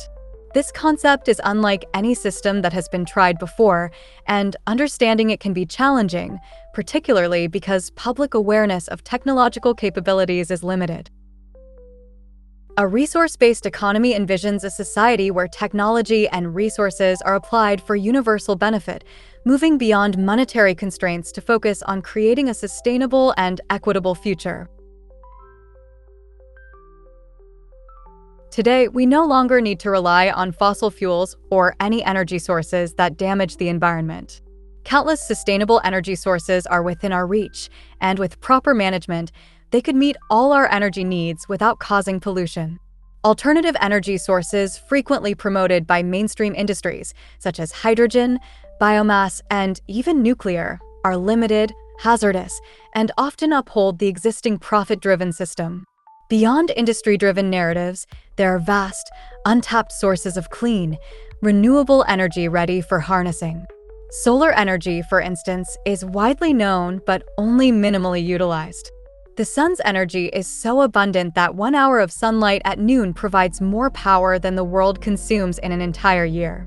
By capturing just 0.01% of this solar energy, we could eliminate the need for oil, gas, or other non-renewable fuels. The issue isn't the availability of sunlight, but rather the technology and infrastructure needed to capture it on a large scale. However, advancements in solar technology could allow us to tap into this resource fully, if not for competition from established energy markets. Wind energy is another source with immense potential. Contrary to popular belief that wind is weak or limited by geography, the U.S. Department of Energy noted in 2007 that wind harvested from only 3 U.S. states could power the entire nation. In addition, tidal and wave energy represent promising, yet underexplored, energy sources. Tidal energy, generated by ocean tides, could provide substantial power. For example, 42 sites in the UK alone could supply 34% of the country's energy needs. Wave power, drawing energy from ocean surface movements, could theoretically generate up to 80,000 terawatt-hours annually, which could cover half of the world's total energy demand. An essential aspect of these renewable sources, solar, wind, tidal, and wave energy, is that they require little to no preliminary energy to harness, unlike fossil fuels and other polluting resources. Combined and properly managed, these sources could theoretically power the entire planet indefinitely. Yet there's an even more promising source: geothermal energy. Geothermal energy, often referred to as heat mining, harnesses the Earth's internal heat to generate electricity and provide heating and cooling. This renewable energy source has the potential to significantly contribute to our global energy needs. According to a 2006 MIT report, the Earth's crust contains an estimated 13,000 zettajoules of geothermal energy, with 2,000 zettajoules readily accessible using current technology. This vast resource dwarfs our current global energy consumption, which is approximately half a zettajoule annually. In fact, geothermal energy could theoretically sustain humanity's energy needs for over 4,000 years. These sources are only a few examples of the clean, renewable energy solutions available today. As our technology advances, we're likely to discover even more. This reveals a crucial truth: we have the potential for total energy abundance without pollution, conservation worries, or even financial cost. Capitalism thrives on scarcity because it creates demand and competition. The idea of abundant energy challenges this model, as it would disrupt markets that rely on resource limitations. It's a big reason why innovations in renewable energy often face resistance from established industries. There is no technical issue regarding solving the problem of meeting all human requirements. The problem is the social values or the social system. The social system of money prevents people from meeting their human needs due to the scarcity of money and the technical inefficiency of the monetary market system's poor technology due to cost cutting. Poverty comes from money itself.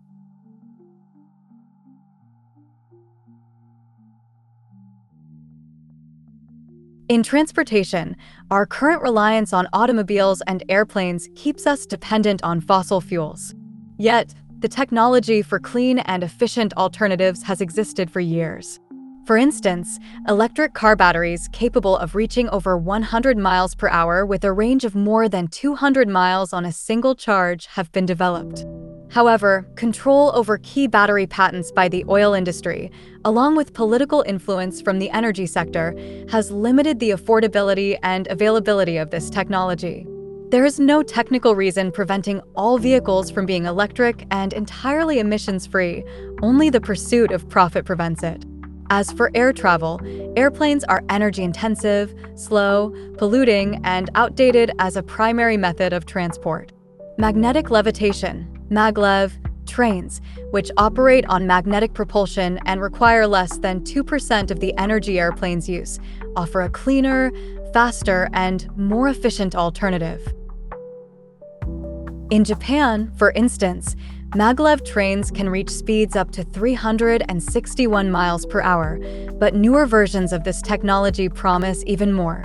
The ET3, an organization associated with the Venus Project, has developed a tube-based maglev system capable of reaching 4,000 miles per hour in a frictionless, enclosed tube. This innovation could allow for incredibly fast travel. Imagine going from Los Angeles to New York in minutes, or from Washington, D.C. to Beijing in just 2 hours. Such technology would revolutionize both domestic and international travel, offering a clean, rapid alternative with minimal energy consumption. With maglev technology, advanced battery systems, and renewable sources like geothermal energy, we could fully replace fossil fuels in transportation today. The only obstacle is the profit-driven structure that restricts progress. The United States leans heavily toward a fascist structure, driven by its dominant ideologies and religious influences, which support a hierarchy and control reminiscent of fascism. American industry itself functions under this model. When people clock in for work, they enter a rigid system where power and decision-making rest in the hands of a few, resembling a dictatorship. Many are taught to view work as honorable, but this setup could be seen as a form of paid servitude. The prevailing belief that one should earn a living by the sweat of their brow keeps people tied to monotonous tasks, limiting their potential. In a resource-based economy, however, machines would replace repetitive, laborious jobs, freeing individuals to pursue meaningful activities. This vision remains difficult to grasp, as society has yet to experience such a world where work is not equated with drudgery and toil. Looking at history, a clear trend emerges where machine automation steadily replaces human labor. From the elimination of jobs like elevator operators to the near-complete automation of car manufacturing, it's evident that as technology advances, human roles in the workforce diminish. This ongoing shift highlights a fundamental issue with the monetary-based labor system, where employment is increasingly at odds with technological progress. Since industries prioritize profit, workers are continually replaced by machines, leading to layoffs instead of shorter work hours. In a high-tech, resource-based economy, it's estimated that about 90% of current jobs could be automated, freeing people from repetitive and grueling tasks, precisely the purpose of technology. Advanced forms of science, like nanotechnology, could eventually handle even complex medical procedures with greater accuracy than humans achieve today.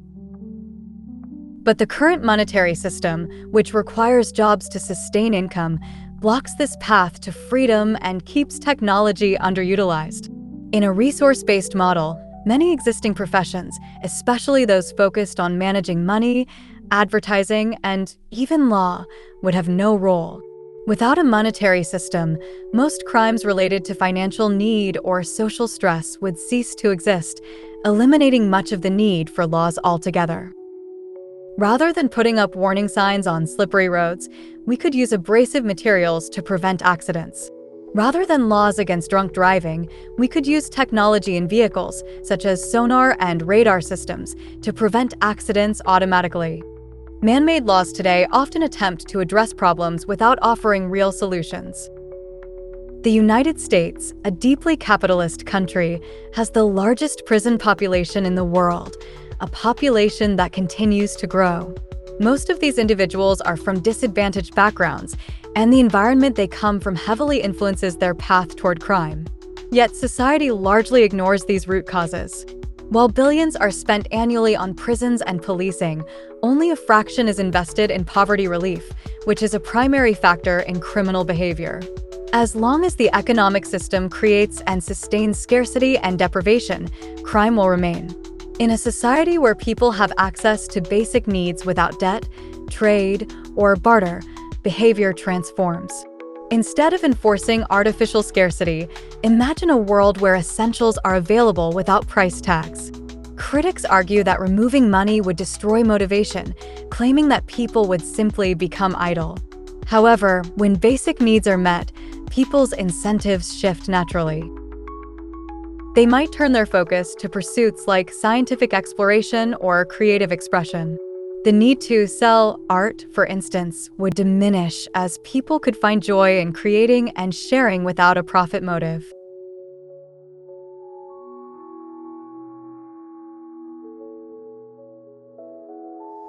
In today's world, much of the education system appears to be designed to prepare individuals narrowly for specific jobs, emphasizing specialization over a well-rounded understanding. This focus on preparing people for work often limits their exposure to diverse fields and discourages a broader grasp of multiple subjects. This narrow educational approach may also reduce their ability to question or resist certain societal pressures, like war, because a deeper knowledge across various areas could foster greater critical thinking and empathy. In traditional education, rote memorization is often prioritized, leaving students without the tools to approach problems creatively or critically. Many are not taught the emotional skills or reasoning techniques essential for effective problem solving, which limits their ability to think independently within or beyond their field. By contrast, in a resource-based economy, education would emphasize holistic mental development, nurturing each person to reach their full potential. The belief here is that the more intelligent and capable people become, the richer society grows as a whole. With everyone contributing meaningfully, society would thrive on collective intelligence and progress. In this vision, the smarter and more well-informed future generations are, the better everyone's lives will be.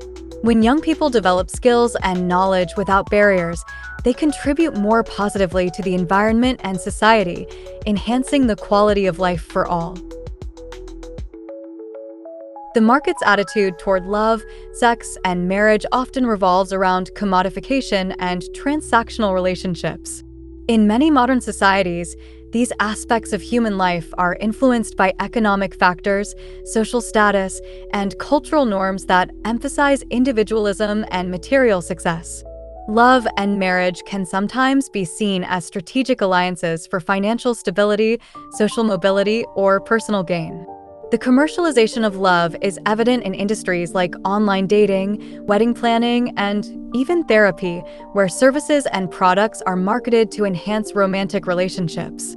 In contrast, indigenous cultures often have a more communal and holistic approach to love, sex, and marriage.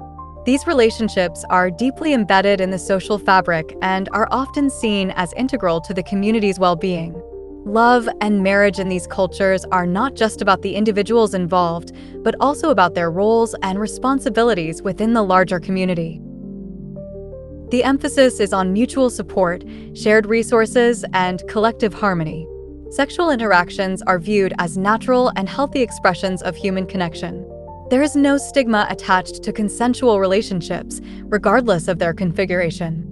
Jacques Fresco's experience with an indigenous tribe highlights this stark difference. When he visited remote islands, the tribe leader offered him his best wife to share. This gesture was not about commodification or transaction, but rather a demonstration of hospitality, trust, and communal values.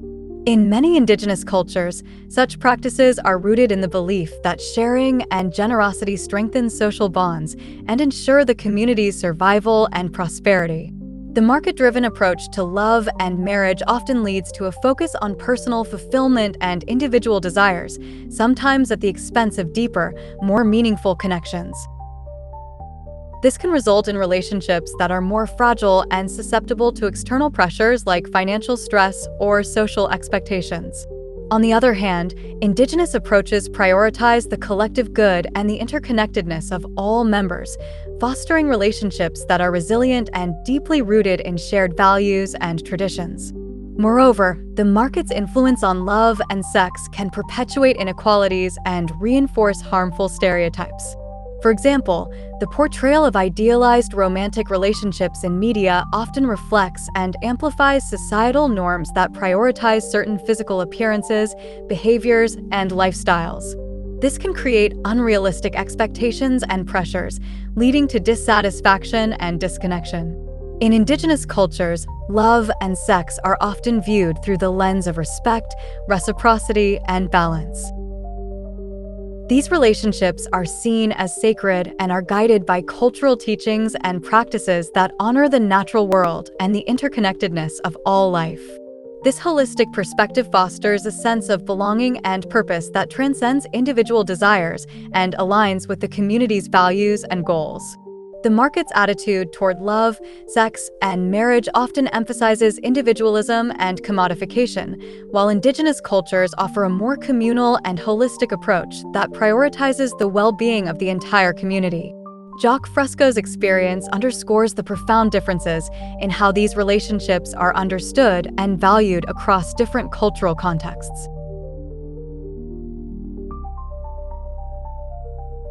Patriotism, weapons, armies, and naval forces are symbols of an uncivilized world, a world that hasn't yet embraced a peaceful, collaborative future. In such a society, children of the future may look back and question why people failed to see the potential of technology to eliminate scarcity. They might wonder why their ancestors didn't recognize that creating scarcity would inevitably lead to war. To them, it will be clear that people were conditioned to serve the established institutions, often without questioning their motives or outcomes. Future generations may view this period in history as one of corruption and domination, where powerful nations seized land from weaker ones through force and violence. History might even skip over many details of these times, recognizing only the overarching patterns of exploitation and aggression. Real progress, they will understand, began only when the nations of the world unified, working together for the shared benefit of all people. In this future vision, global unity would be based on the common good, erasing social hierarchies and any form of elitism, whether technical or otherwise. There would be no need for a traditional state, as all governance would focus solely on meeting the needs of every person without dominance or subservience. A resource-based global economy, though not perfect, could represent a vastly better system than the current structures. While perfection may never be attainable, moving toward a world without social stratification or inequality could bring humanity closer to a truly civilized society. Part 4. The Totality of Existence. My country is the world, and my religion is to do good. The social values embedded in today's society, characterized by endless warfare, corruption, oppressive laws, rigid social hierarchies, superstitions, environmental degradation, and a power-hungry ruling class focused on profit, stem from a widespread lack of understanding. Many fail to grasp two of the most essential insights about the nature of reality: its emergent and symbiotic properties. The emergent nature of reality implies that all systems, whether they are scientific knowledge, social structures, technologies, or philosophies, are inherently dynamic and constantly evolving. When left unrestrained, these systems change and adapt fluidly. Ideas and inventions that seem ordinary today, like modern communication and transportation, would have been inconceivable in ancient times. Similarly, the future will bring innovations, knowledge, and social constructs that are beyond our current imagination. Humanity has moved from the mysticism of alchemy to the rigor of chemistry, from a geocentric worldview to a heliocentric understanding, from attributing illness to demons to developing modern medicine. This progression is ongoing, underscoring the need to recognize that static, unchanging knowledge does not exist. Growth depends on our willingness to embrace new insights, even those that challenge our established beliefs and identities. Unfortunately, society today largely fails to recognize this, with entrenched institutions clinging to outdated structures that inhibit progress. People are conditioned to resist change, holding on to a static sense of identity and often reacting with defensiveness when confronted with ideas that contradict their beliefs. This tendency to view being wrong as failure prevents many from appreciating that being proven wrong is, in fact, a step toward greater understanding and awareness.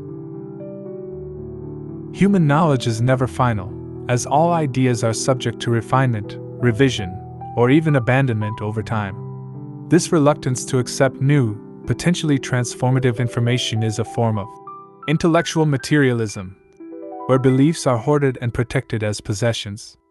The monetary system amplifies this materialism, not only through its self-preserving structures but also by conditioning countless people to uphold it blindly, transforming them into self-appointed guardians of the status quo. People enforce conformity by ostracizing those who challenge established norms, effectively controlling one another without the need for external authority. This resistance to change and adherence to outdated institutions for the sake of identity, comfort, power, or profit is ultimately unsustainable. It creates imbalance, division, and conflict, leading to further breakdowns in society. Just as humanity evolved from hunter-gatherers to agricultural societies and then to industrial ones, it is time for a new social system that reflects our current understanding. The monetary system arose from an era when scarcity was an undeniable reality. However, with technological advancements, this system no longer aligns with society's potential. Its continuation only fosters the destructive behaviors it once addressed. Similarly, dominant worldviews, including theistic religions like Christianity, Islam, Judaism, and Hinduism, operate with a similar irrelevance. By promoting fixed, closed perspectives, these belief systems hinder personal and social growth in an evolving universe. Religion, by imposing faith over reason, often suppresses the awareness of emergent realities, encouraging followers to reject logic and new information in favor of tradition-bound beliefs. It is time for society to embrace change, to shed outdated beliefs and systems, and to step into an era that reflects the knowledge and potential of the present. The best way for someone to become an atheist is for them to read the Holy Bible cover to cover. Reading the content and stories of the Bible, without interpretation or guidance, may lead individuals to question their beliefs. Alright, folks, let me lay it down for you. Because there's one thing we need to appreciate when it comes to first-class, heavy-duty nonsense. The undisputed, undefeated champion of all time is religion. Picture this.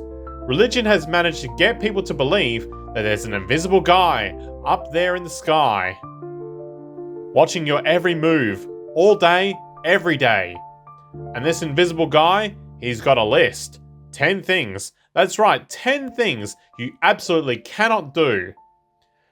And if you break even one, he's got this special, fiery VIP section set aside for you, where the only things on the agenda are burning, screaming, choking, and endless suffering. Forever. Yes, forever. But don't worry, because he loves you. Oh, and by the way, he also needs money. Yep, this all-knowing, all-powerful being who can literally do anything, somehow just can't manage his budget. So despite raking in billions and paying zero taxes, he still needs a little more cash.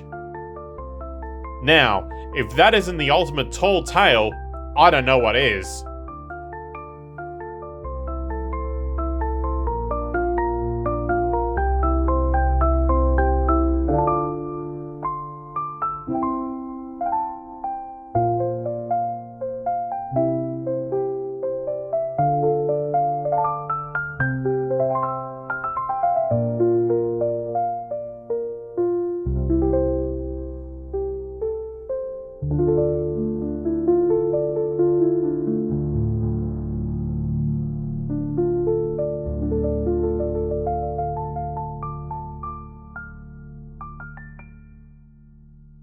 Christianity, like other theistic belief systems, is a fraud.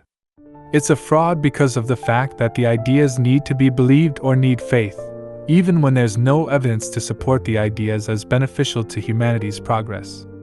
In fact, they are detrimental, as a staple of religion is death worship. The belief that the quote-unquote next life is more important, and any deviation from belief must be destroyed, as true progress threatens religious beliefs. Religion can be viewed as a vast construct designed to separate humanity from the natural world and from each other. By promoting unwavering obedience to authority, it diminishes individual responsibility, often allowing people to justify harmful actions under the guise of divine purpose. Religion can never reform mankind because religion is slavery. At its core, this structure benefits those who understand its foundations but wield it as a tool to influence and control societies. Religious myths are among the most potent psychological constructs ever developed, laying the groundwork for other beliefs to take root and thrive. A myth, by nature, is a belief that, although widely accepted, is fundamentally false.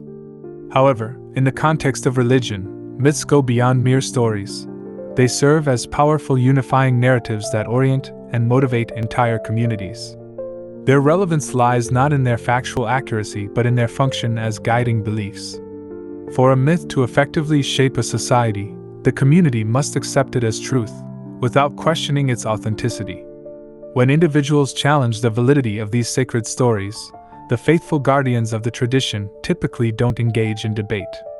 Instead, they choose to ignore dissent or dismiss these challengers as blasphemers, maintaining the myth's influence over the collective mind without allowing opposing views to disrupt it.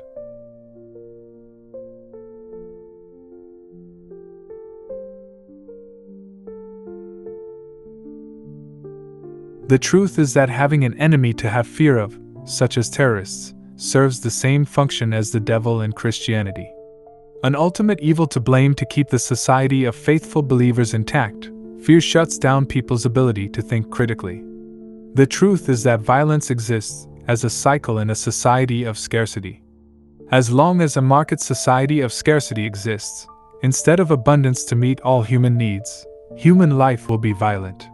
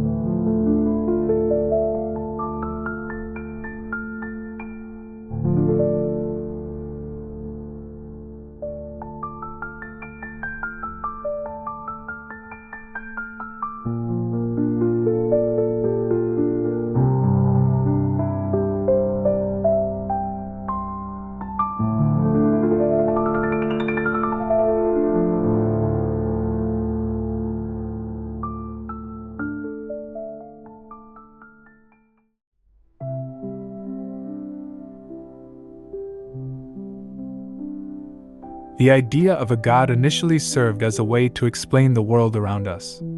In ancient times, people lacked the knowledge to understand natural phenomena, so they created stories to explain what they saw. They imagined gods with human traits, like anger, who would punish misbehavior by causing natural disasters like floods or earthquakes, which they called acts of God. A closer look at the often overlooked history of religion shows that even core religious myths evolved over time, shaped by various influences. For instance, a central belief in Christianity is the death and resurrection of Christ. This concept is so fundamental that the Bible itself states, "And if Christ be not risen, then is our preaching vain, and your faith is also vain." However, it's challenging to interpret this story literally. Not only is there no independent historical evidence of this supernatural event, but also the existence of numerous pre-Christian figures with similar narratives of death and resurrection suggests this story may be more mythological in nature. Early church leaders, such as Tertullian, worked hard to separate Christian beliefs from earlier myths. Tertullian even claimed that the devil deliberately created these similarities, imitating the divine sacraments to mislead people. He said, "The devil, whose business is to pervert the truth, mimics the exact circumstance of the divine sacraments.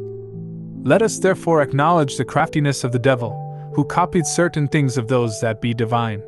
Similarly, Justin Martyr also argued that the devil crafted parallels between older myths and Jesus, stating that the devils craftily feigned that Minerva was the daughter of Jupiter not by sexual union.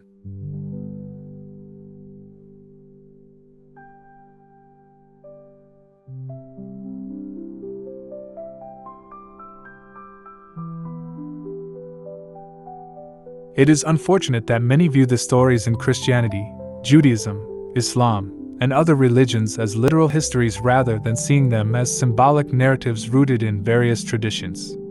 When we accept these stories as allegorical, we find a unifying theme across all religions, one that emphasizes shared human values.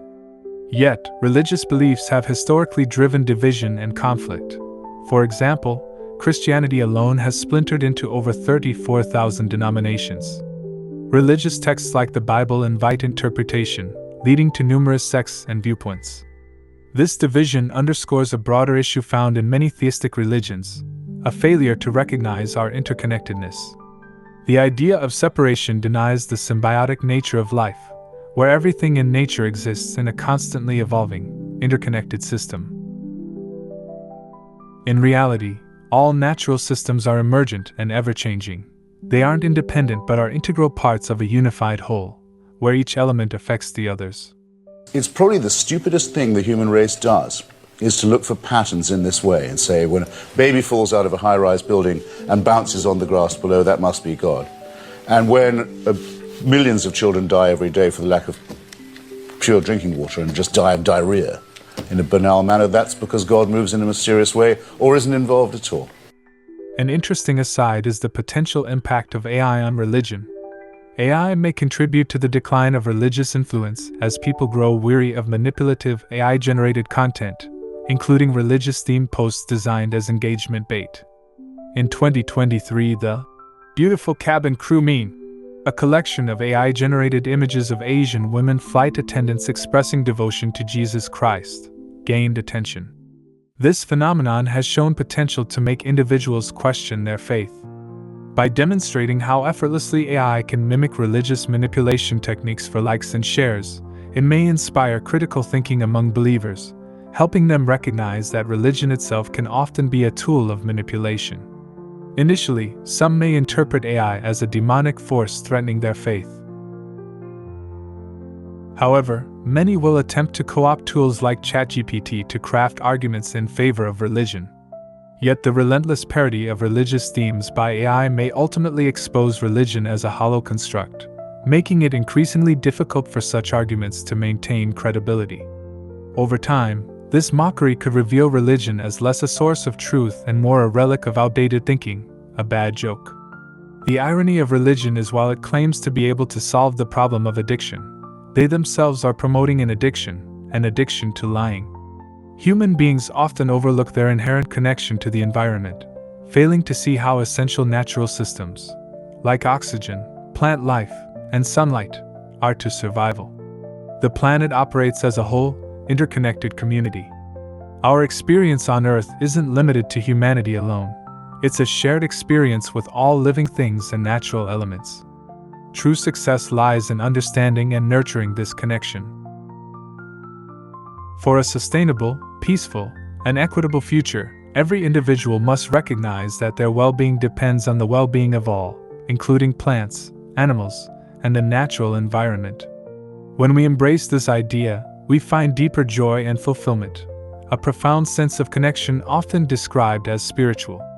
This joy comes not from material wealth, but from understanding our unity with everything around us.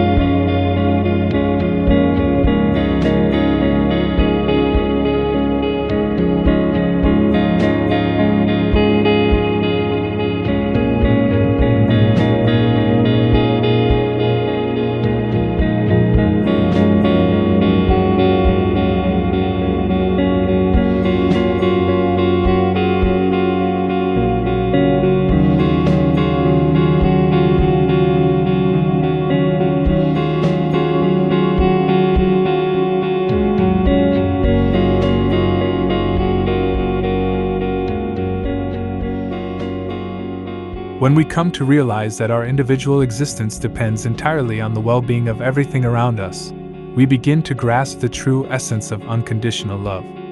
This love is expansive, encompassing everything, where we see ourselves as interconnected with all life. In this view, there are no boundaries or conditions, as we are fundamentally part of everything at once. All matter, including every person, object, and even the simplest particles, shares a common origin in the universe. The atoms in our bodies, like those in every object around us, have been recycled through stars and time. This shared atomic heritage suggests that everything is connected, nothing is truly separate. While we experience life as unique, named individuals, this sense of separation obscures the larger unity we inherently belong to. Religion often taps into this deep desire for oneness by creating frameworks of belief and rules, yet this connection to all things exists beyond religious labels and constructs. True unity can be felt simply through our intrinsic connection with the cosmos.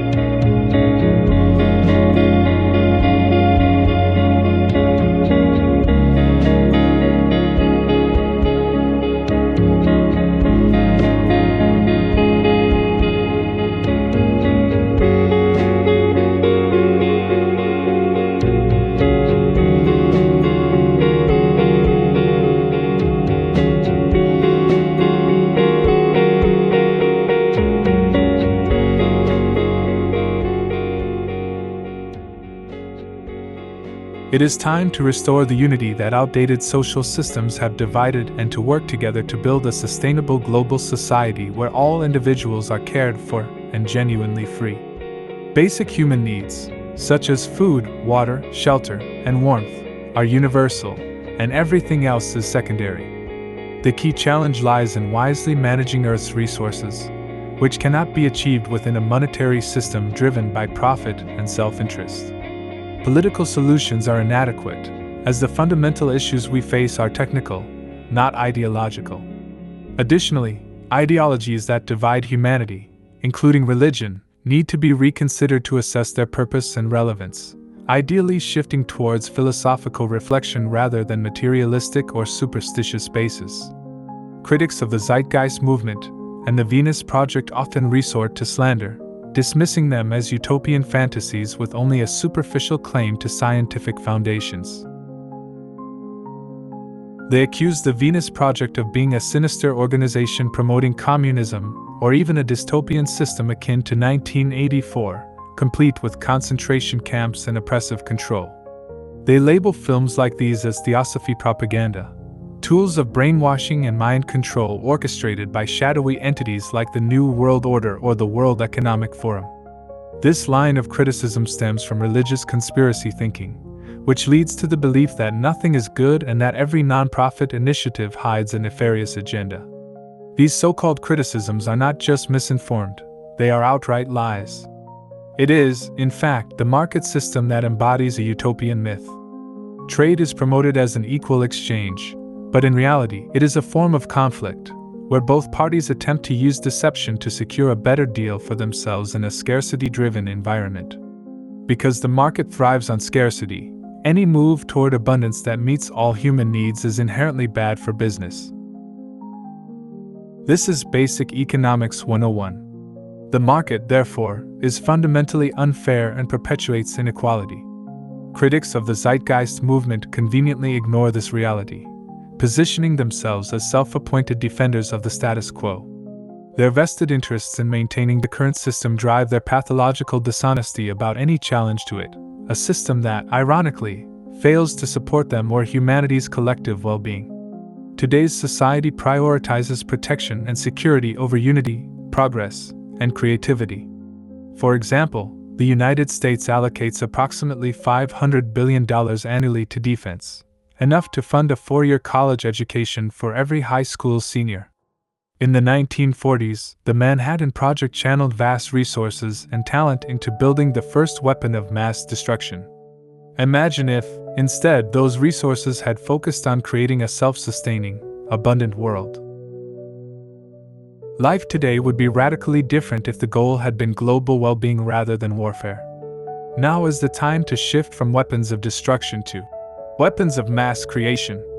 Humanity's true potential lies in its ability to create, and with an understanding of life's interconnectedness and the ever-evolving nature of reality, there are no limits to what can be achieved. Yet, powerful systems are in place to resist such change, particularly the monetary system. The current fractional reserve banking system effectively binds society in debt, making true freedom unachievable. This system of free market capitalism leverages debt to control and subordinate countries to a small, powerful elite. Competition, a core aspect of this system, undermines large-scale cooperation, which is essential for global sustainability. These financial structures have outlived their usefulness and must be transcended. However, those in power will resist, as a shift would mean a loss of control and influence. Therefore, deliberate and peaceful action is required. The most effective strategy is to change our behavior, withdrawing support from the system to pressure it to adapt to the people's will. This transition requires refusing to participate in the current system while continuously highlighting its flaws and corrupt practices. Real change will only occur if the system fails and public confidence in political leaders wanes. This breakdown may open the door to alternatives like the Venus Project, which offers a path forward focused on sustainability and resource management. If these shifts do not occur, the outcome could be severe. Trends suggest an impending economic crisis, with the United States at risk of bankruptcy. This instability could lead to a military regime to prevent societal collapse. Such an outcome would affect cultures and economies worldwide. The global financial system is already nearing collapse due to its own structural weaknesses. As warned in 2003, the interest on the U.S. national debt may soon become unsustainable, risking complete bankruptcy. The monetary system, grounded in debt expansion, is approaching its limit. Recent banking failures are only the beginning. With skyrocketing inflation, record debt levels, and continuous government bailouts, the system is in dire straits. As borrowing ceases and defaults rise, the cycle of money creation will halt, leading to an unprecedented economic contraction and ending a long-running financial scheme. This shift is already underway. It is essential to reveal the failures of the current financial system and use this vulnerability to drive change. Here are several practical actions to consider. 1. Challenge the banking system. Key banks, like Citibank, JP Morgan Chase, and Bank of America, have substantial influence within the Federal Reserve. By boycotting these institutions, individuals can express dissatisfaction with the private banking network. Moving funds to other banks, refinancing mortgages elsewhere, selling stock in these corporations, or even leaving jobs associated with them are ways to reduce dependency on this flawed system and expose its shortcomings. 2. Seek alternative news sources. Major news channels filter information to protect the status quo, limiting objectivity. Since a few corporations control most mainstream media, turn instead to independent news sources online for unbiased reporting. The internet currently provides a powerful channel for free information, and it is vital to protect this openness against any attempts to restrict it. 3. Avoid military enlistment. Today's military exists primarily to serve the interests of large corporations rather than the public. The narrative that war is natural and military service is noble perpetuates this institution, despite the immense psychological toll on veterans. The need for military service in maintaining an outdated system must be reconsidered in light of these realities. 4. Reduce support for energy corporations. For those in independent homes, transitioning to self-sufficient energy sources, like solar and wind power, is an option worth exploring. Renewable energy solutions are becoming increasingly cost-effective and can reduce reliance on traditional, costly energy companies. For those with vehicles, switching to fuel alternatives or smaller, efficient cars reduces dependence on fossil fuels. 5. Reject the political system's illusion. Democracy as presented in a monetary system is a facade. Two dominant political parties, both influenced by the same corporate interests, prevent genuine change. The rotation of political figures does little to alter the system. Instead of investing energy in politics, focus on surpassing this failed framework. 6. Join the movement for change. By aligning with initiatives like the Zeitgeist movement, individuals can support the development of a new, sustainable social model that treats the planet's resources as a shared heritage and enables global cooperation over competition. Educating others on the systemic corruption and the potential for technological solutions can lay the groundwork for a just, sustainable world. The decision lies with each person, to either remain a passive participant in a flawed financial system or to pursue genuine, impactful change that supports all people. True transformation must begin within each individual, moving beyond materialistic distractions and embracing our shared reality. Real progress is achieved through personal growth and an expanded consciousness, where everyone recognizes their role as both a student and teacher in this transformative journey. In this search for a different way of life, there is no external guide or authority. Each person is their own teacher, student, and leader. To understand this interconnectedness is to embrace a new way of being.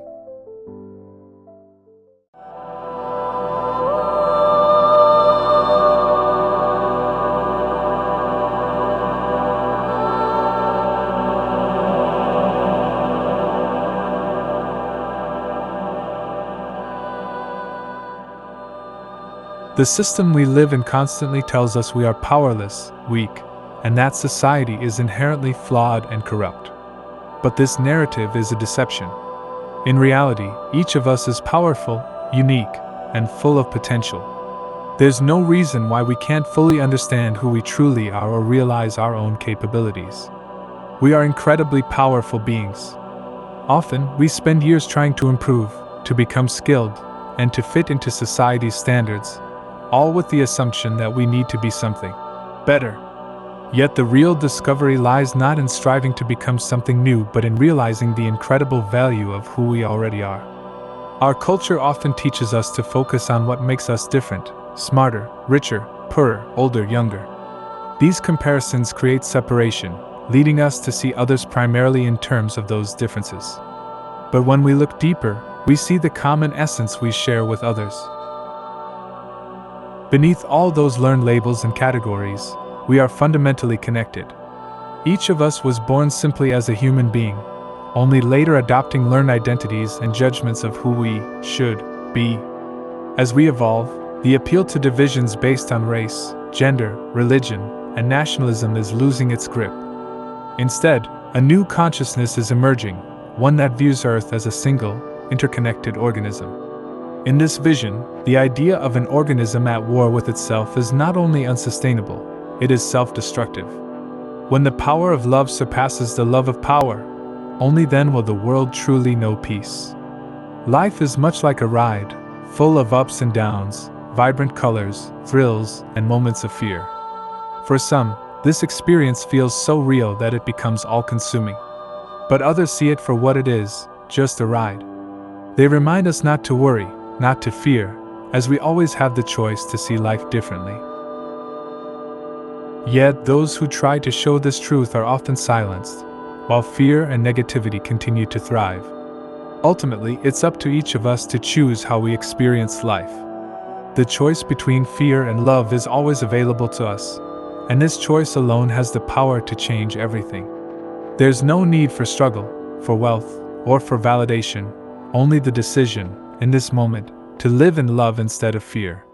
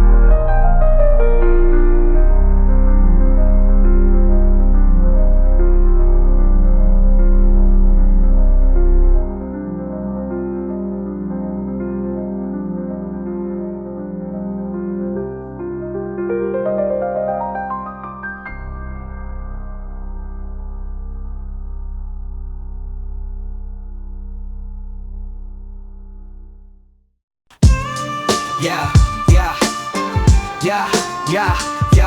Picture a world with only skies above. No heaven or hell, just peace and love. Ain't no borders, we all unite. Living for today, shining bright like light. Imagine folks chilling, no need to fight. No wars or hate, just vibes that are right. We're dreaming together, let's make it real.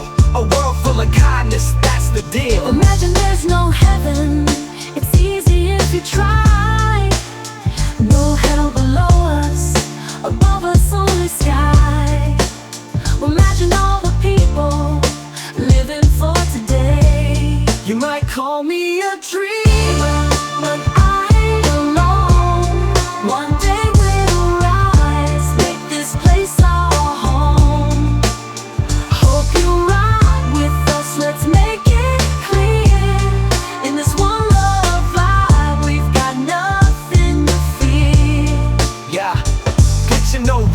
just sharing a plan. No greed, no hunger, just a brotherhood of man. Living in harmony, that's how we roll. Imagine a world where we all play a role. Imagine there's no countries, it isn't hard to do. Nothing to kill or die for, and no religion too. Imagine all the people living life in peace. You might call me a dreamer, But I ain't alone. Together we'll shine. Let's build this throne. One day we'll join hands, make the dream run. In this global family, we'll all be one. imagine no possessions. I wonder if you can. No need for greed or hunger, a brotherhood of man. Imagine all the people sharing all the world.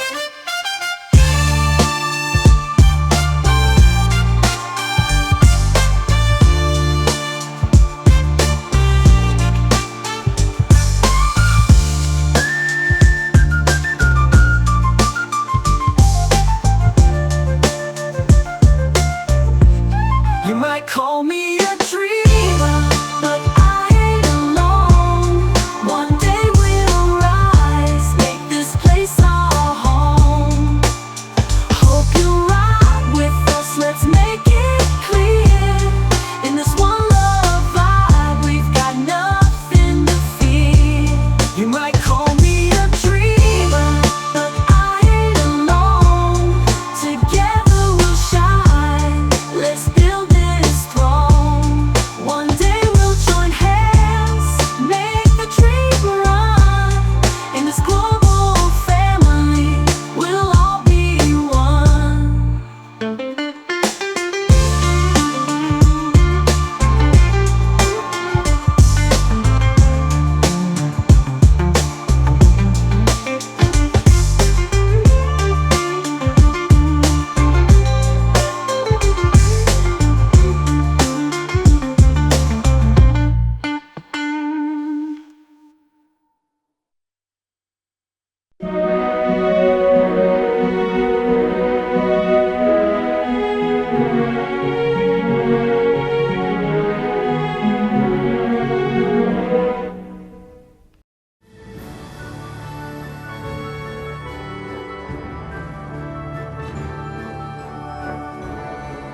A nation without a vision of what the future can be is bound to repeat past errors over and over again.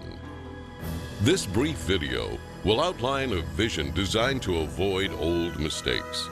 A vision of efficiency, sustainability, and intelligent planning can lead us into a marvelous new world of unlimited human potential. Designing the future.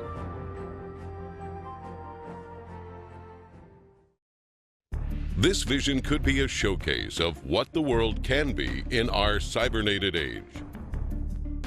Science and technology could be used for human betterment and the restoration and protection of the environment, serving as an example of the intelligent application of a systems approach.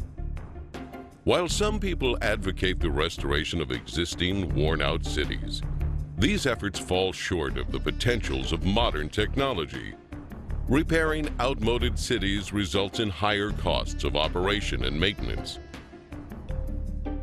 It is actually less expensive in the long run to build newer cities from the ground up than to restore and maintain old ones. A total city system approach requires overall planning to attain a higher standard of living for all the city's occupants. The circular arrangement efficiently permits the most sophisticated use of available resources and construction techniques with a minimum expenditure of energy. This can make available to all people the most advanced amenities that modern science and technology can provide. It could be the hub and learning center where people from all over the world visit and hopefully emulate this design approach in other parts of the world. Design considerations for these new cities include its overall functioning, its ease of assembly, the reduction of maintenance, efficient transportation, and its simplicity and durability. This will include the flexibility to permit ongoing and later changes. The city would function as an evolving, integrated organism rather than a static structure. This systems approach envisions assembling entire cities by standardizing basic structural elements, which are prefabricated in automated plants and assembled on site. Many of these buildings would be comprised of standard units that can be arranged to meet many different requirements. This approach means that these cities can be extremely cost efficient because only one sector needs to be designed, which can be duplicated repeatedly for the completion of an entire city as totally integrated city systems anywhere in the world. The outer perimeter will be part of the recreational area with golf courses, hiking and biking trails, and opportunities for water sports.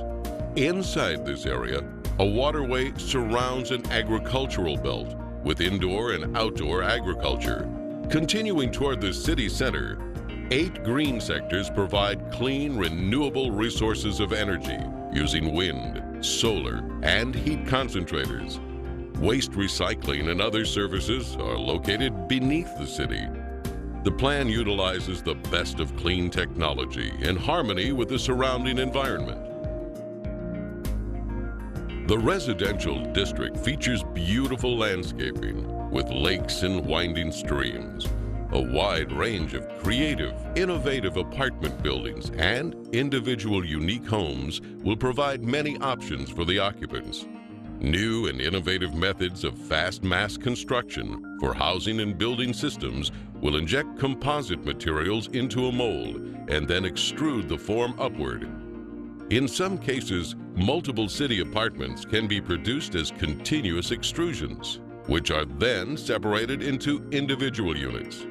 Cranes transport these prefabricated dwellings to site locations. They are then lifted and inserted into a support structure. The apartments are lightweight and high strength. All of the dwellings are designed as self-contained residences. The outer surface of these efficient structures serve as photovoltaic generators, converting solar radiation directly into electricity for heating, cooling, and other needs. The thermocouple effect will also be used for generating electricity. The wide range of individual homes are prefabricated and relatively maintenance-free, fire-resistant, and impervious to weather. With this type of construction, there'll be little or no damage from floods, earthquakes, or hurricanes. Their thin shell construction can be mass-produced efficiently and economically.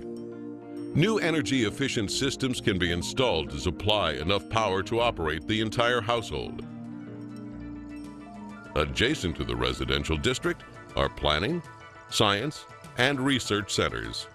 8 domes surrounding the central dome house art, music, exhibition, entertainment, and conference centers. Lovely parks, lakes, streams, and waterfalls are located throughout the entire city. The central dome, or theme center, contains schools, healthcare, shopping, communications networking, and childcare.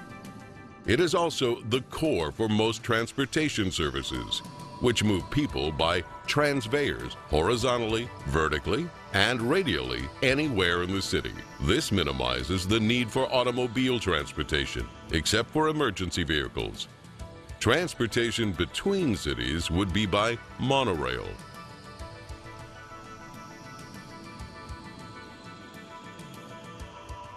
The central dome will eventually house a cybernated complex, which serves as the brain and nervous system of the entire city. It projects a 3D virtual image of Earth using satellite communication systems which display information on weather, agriculture, transportation, and the operation of the whole city. This cybernated system will use environmental sensors to help maintain a balanced load economy, which avoids overruns and shortages. For example, in the agricultural belt, electronic probes monitor and maintain the soil conditions, water table, nutrients, and more. This method of electronic feedback can be applied to the entire city complex. With computers now able to process trillions of bits of information per second, they are vital for arriving at correct decisions for the management of these innovative cities.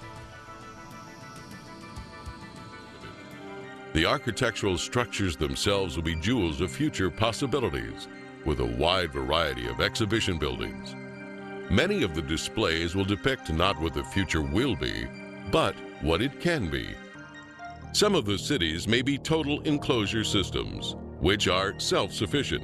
These massive structures would contain residences, parks, recreation, entertainment, healthcare, educational facilities, and more. Everything built in these cities would be as near to a self-contained system as conditions allow. In these total enclosure arrangements, the skyscraper assures that more land is available for parks and wilderness preserves, while at the same time eliminating urban sprawl. Wherever possible, geothermal energy can be harnessed. Geothermal power offers the possibility of an abundant source of clean energy. This source alone could provide enough energy for the next 1,000 years. National transportation systems would include a network of waterways and canals. These bodies of water could minimize the threat of floods and droughts by diverting floodwaters to storage basins.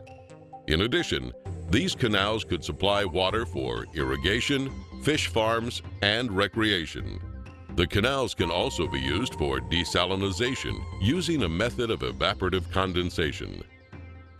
In some instances, ships could serve as floating automated plants, capable of processing raw materials into finished products while en route to their destinations. Huge ships and submarines with many removable and interchangeable compartments will carry freight across the oceans. Rather than separate containers, an entire freight section can be automatically disengaged at the port. Bridge designs would be greatly simplified, and bridges can be made corrosion resistant. They would be prefabricated and transported to the site by twin-hulled catamarans. On some bridges, trains could be suspended beneath traffic lanes.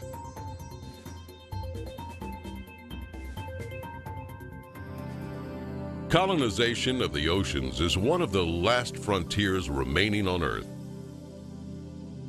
Prodigious oceanic city communities will evolve as artificial islands, floating structures, undersea observatories, and more. These large marine structures are designed to explore the relatively untapped riches of the oceans and provide improved mariculture, freshwater production, energy, and mining. This could offset land-based shortages. They could also provide almost unlimited riches in pharmaceuticals, chemicals, fertilizers, minerals, oil, and natural gas. Ocean cities would be resistant to earthquakes and greatly relieve land-based population pressures. The population would vary from several hundred to many thousand. Underwater oceanic viewing and research facilities provide expansive panoramic observations of the undersea world in its natural habitat without disturbing the ocean environment. Unsinkable floating sea domes will attract those who prefer unique offshore or island living. In the event of inclement weather, they could easily be towed ashore, mounted and anchored to elevated support structures. Mariculture and sea farming systems are used to cultivate and raise fish and other forms of marine life to help meet nutritional needs. These marine enclosures are designed as non-contaminating integral parts of the ocean environment. If we use science and technology with human and environmental concerns, it could be a vivid future showcase of the human potential when working together to preserve the greatest gift we have, the resources and beauty of our planet Earth. In the final analysis, we are one people and share one planet. If you desire more information on any of the systems seen in this video, visit our website at www.thevenusproject.com.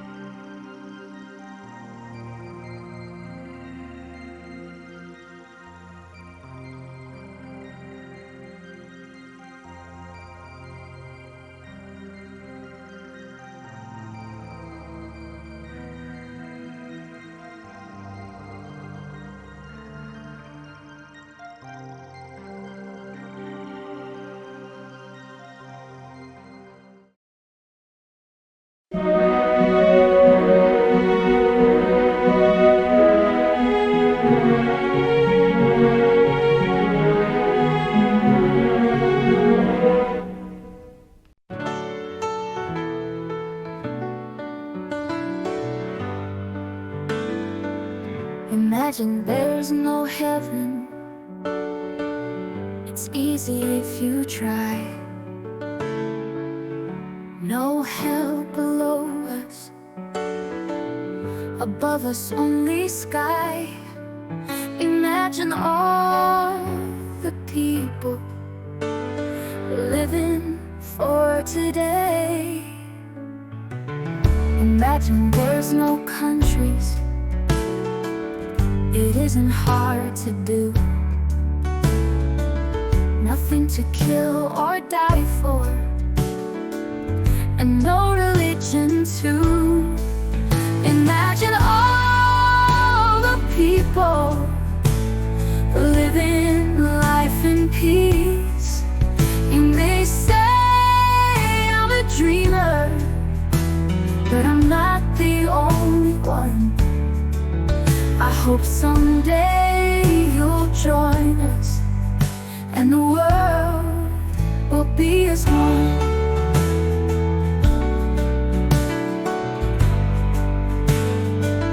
Imagine no possessions.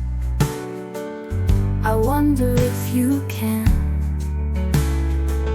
No need for greed or hunger. A brotherhood of man.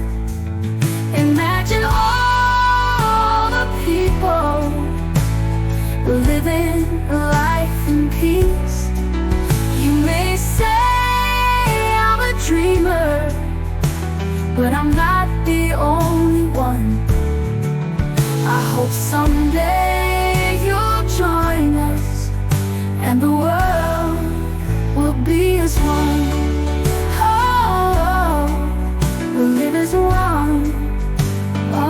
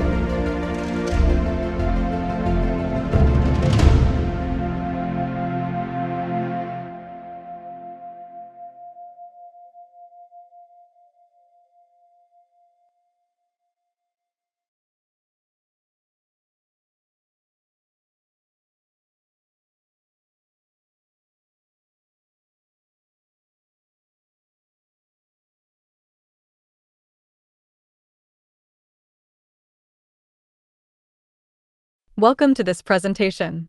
The following will explain what a social atmosphere movement is, as well as what it promotes: an open-source society or resource-based economy.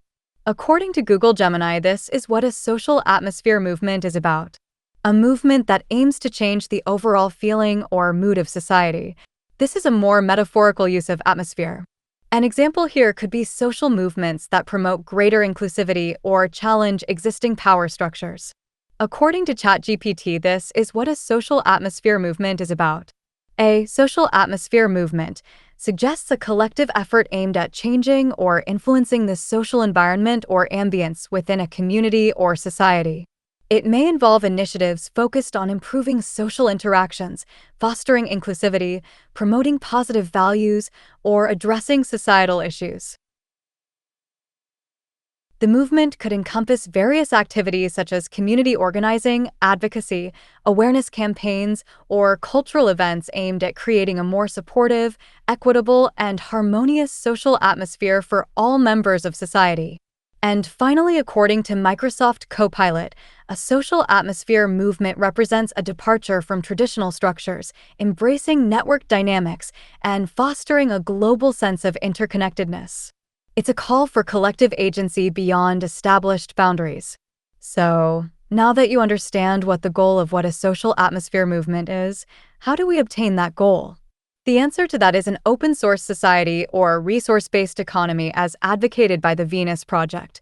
The Venus Project presents a comprehensive vision for a new global civilization centered on human well-being and environmental sustainability. This vision advocates for a societal redesign that integrates automation and technology intelligently to enhance the quality of life for all individuals, prioritizing their needs over profits. Current societal problems such as war, hunger, poverty, and bigotry are attributed to the shortcomings of our present-day system. Despite having abundant resources and advanced technologies, these issues persist due to our reliance on political and monetary solutions. The proposed solution lies in the intelligent application of science and technology, coupled with more efficient resource management. The concept of a resource-based economy is introduced, where all goods and services are universally accessible without the need for money, credit, barter, or servitude. This requires declaring all resources as the common heritage of humanity.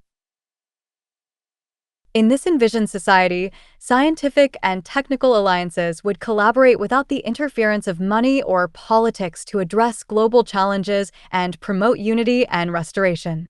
The Venus Project emphasizes a systems approach to city design, focusing on resource conservation and the dissemination of sustainable practices. The ultimate goal is to enhance human life and protect the environment through constant advancements in technology.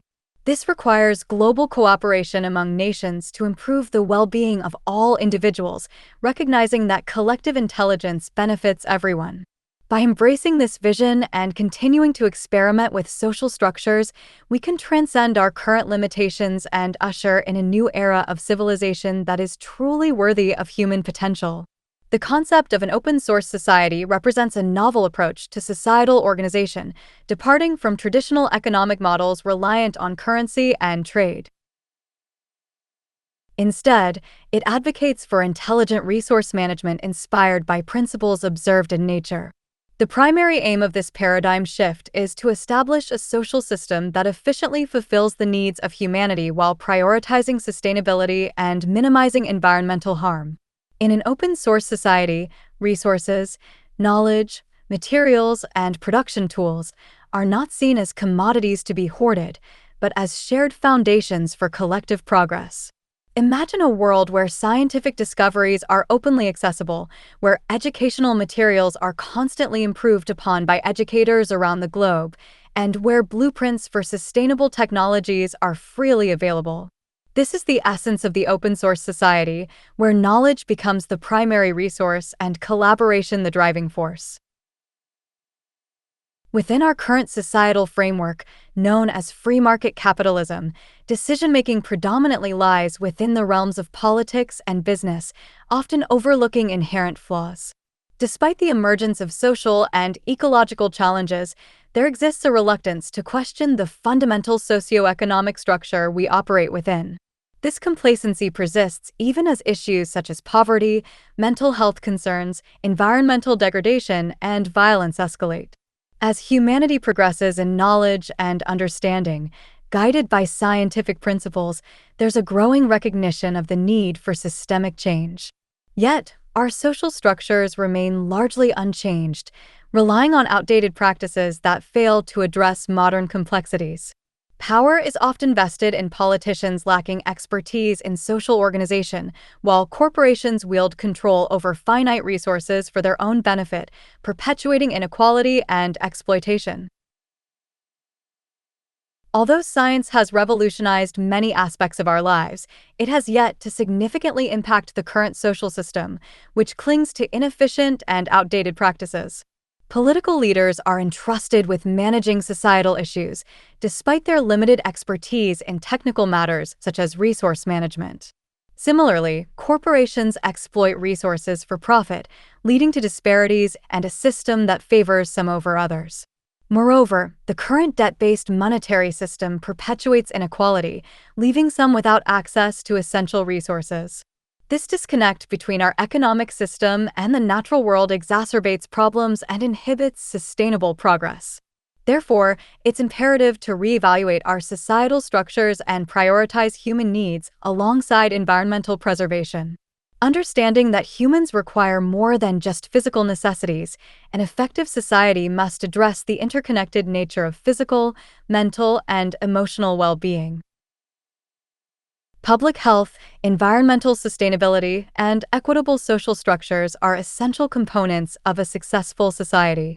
Recognizing the shortcomings of the current economic model, the proposal for an open-source society advocates for collaboration, sustainability, and efficiency.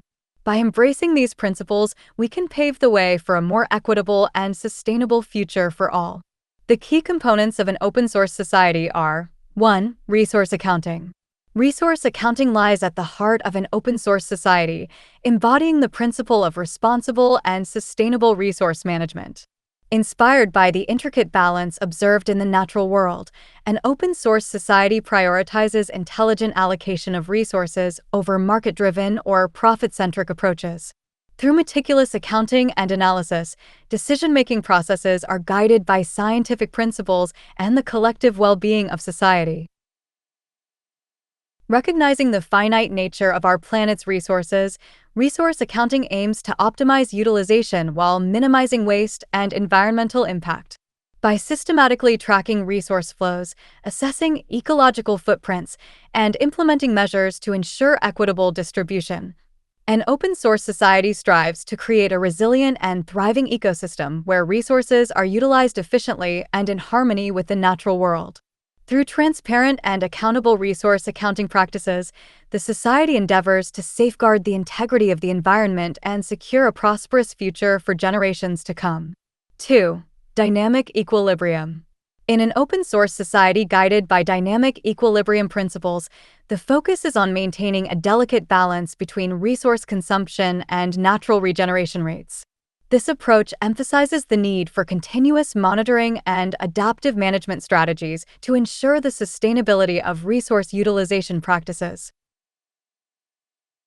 By carefully assessing the carrying capacity of ecosystems and understanding the limits of resource availability, efforts are made to prevent overexploitation and environmental degradation. Through the implementation of innovative technologies and sustainable practices, such as renewable energy systems and regenerative agriculture, the goal is to foster a harmonious relationship between human activities and the natural world. Moreover, education and public awareness campaigns play a crucial role in promoting responsible stewardship of resources and fostering a culture of environmental consciousness. By striving for dynamic equilibrium, an open-source society aims to secure the well-being of current and future generations while safeguarding the integrity of the planet's ecosystems. 3. Strategic design. Strategic design in a resource-based economy or open-source society entails a fundamental departure from the conventional approach to product creation. Here, goods are meticulously crafted with longevity in mind, rather than being engineered for planned obsolescence to perpetuate consumption cycles in the market-driven paradigm. Designers prioritize durability, repairability, and recyclability, aiming to maximize the lifespan of products and minimize waste generation. By embracing modular designs and employing sustainable materials, the emphasis shifts from short-term profitability to long-term sustainability.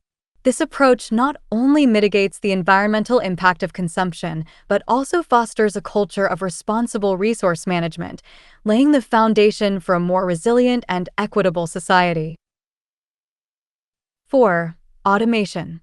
In an open-source society, automation serves as a cornerstone for achieving efficiency and abundance while reducing dependency on conventional labor paradigms. Through the strategic implementation of advanced technologies, such as artificial intelligence, robotics, and autonomous systems, automation streamlines production processes, optimizes resource utilization, and enhances overall productivity. By minimizing the need for manual labor, individuals are freed from repetitive tasks, enabling them to pursue more creative and fulfilling endeavors. Moreover, automation facilitates the equitable distribution of resources by ensuring consistent and efficient production without the constraints of traditional employment models. This fosters a society where individuals can access the goods and services they need to thrive, promoting a higher quality of life for all members. Additionally, automation allows for the conservation of resources and reduction of waste, contributing to the sustainability of the ecosystem and the preservation of the planet for future generations. Through the strategic integration of automation, a resource-based economy paves the way for a more prosperous and equitable society. 5. Access-based economy. In an open-source society, the transition to an access-based economy represents a fundamental departure from traditional notions of ownership towards a system where goods and services are universally accessible through efficient distribution mechanisms. By prioritizing access over individual ownership, resources are shared among community members, promoting collaboration and fostering a sense of collective responsibility. This paradigm shift reduces disparities in access to essential resources, ensuring that everyone has equal opportunities to meet their needs and pursue their aspirations. Through shared ownership and collaborative consumption, the emphasis is placed on maximizing utility and minimizing waste, leading to more sustainable resource management practices. Moreover, an access-based economy cultivates a culture of sharing and cooperation, strengthening social bonds and promoting the well-being of both individuals and communities. In essence, the transition to an access-based economy in a resource-based society reflects a commitment to equity, efficiency, and collective prosperity. 6. Collaboration instead of social competition. In an open-source society, collaboration takes precedence over social competition, fostering a culture of cooperation and mutual support. This shift offers numerous advantages, starting with the acceleration of innovation. By sharing knowledge, expertise, and resources, individuals and communities can collectively build upon existing ideas and discoveries, leading to more rapid advancements and breakthroughs across various fields. Additionally, collaboration promotes inclusivity by ensuring that resources are openly accessible to all, regardless of socioeconomic status or background. This empowerment enables individuals and communities who might otherwise be marginalized or excluded from traditional competitive systems to actively participate and contribute to societal progress. Moreover, collaboration cultivates a sense of shared responsibility, where everyone is encouraged to contribute to the common pool of resources for the collective benefit of society. This collective approach not only fosters greater social cohesion, but also enhances the resilience and sustainability of the open-source society, creating a more equitable and prosperous future for all. 7. Abundance instead of scarcity. In an open-source society, the foundational principle of abundance supersedes the traditional notion of scarcity. Unlike conventional economic models driven by scarcity, which often perpetuate competition and inequity, an open-source society operates on the belief that there are more than enough resources to meet the needs of all individuals within the constraints of sustainable management. By harnessing advanced technologies, scientific knowledge, and collaborative efforts, an open-source society strives to unlock the vast potential for abundance that lies within the planet's finite resources. Through efficient resource allocation, innovation, and shared ownership, scarcity is transformed into abundance, where the focus shifts from hoarding and competition to cooperation and equitable distribution. In this paradigm, access to essential resources becomes a universal right, enabling individuals and communities to thrive without fear of deprivation or exclusion. By embracing abundance as a guiding principle, a resource-based economy paves the way for a more just, sustainable, and prosperous future for all. By shifting away from the traditional monetary exchange system, we can create a more equitable and sustainable society where resources are shared for the benefit of all. While not without challenges, an open-source society offers a promising alternative to our current unsustainable practices. An open-source society is a direct response to our scientific understanding of the world. It would use this knowledge to infer how to best meet human needs in the most efficient and sustainable way. Just like open-source software development, this society would be based on collaboration and freely available information. With this approach, there would be little need for individual opinions if our collective goal is to maximize sustainability and economic efficiency. An open-source society is not a utopian ideal, but a call for a new economic paradigm. It is about fostering a collaborative spirit where knowledge and resources are viewed not as tools for individual gain, but as building blocks for a more prosperous and equitable future.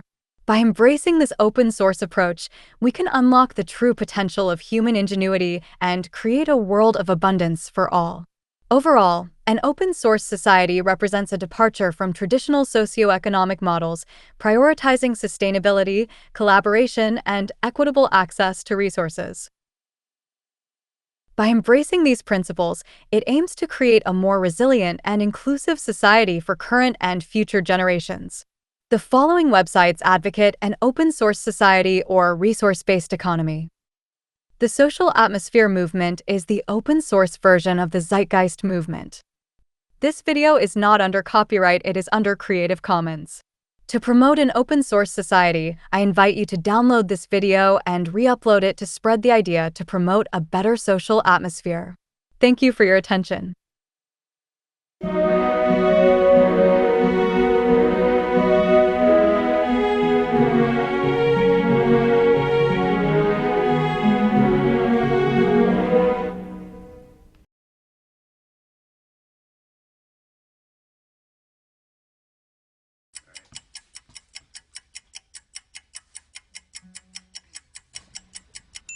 I wish I could say everything's just peachy, yeah.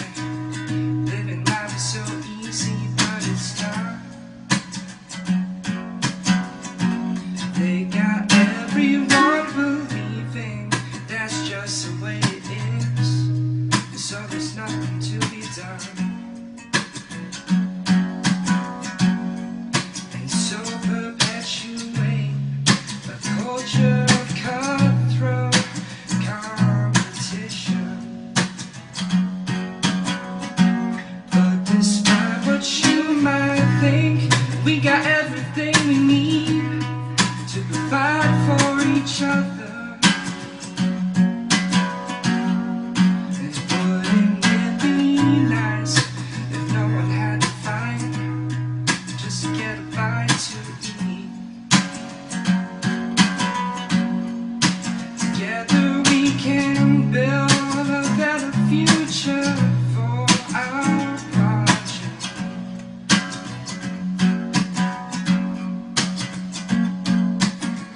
Don't let them pull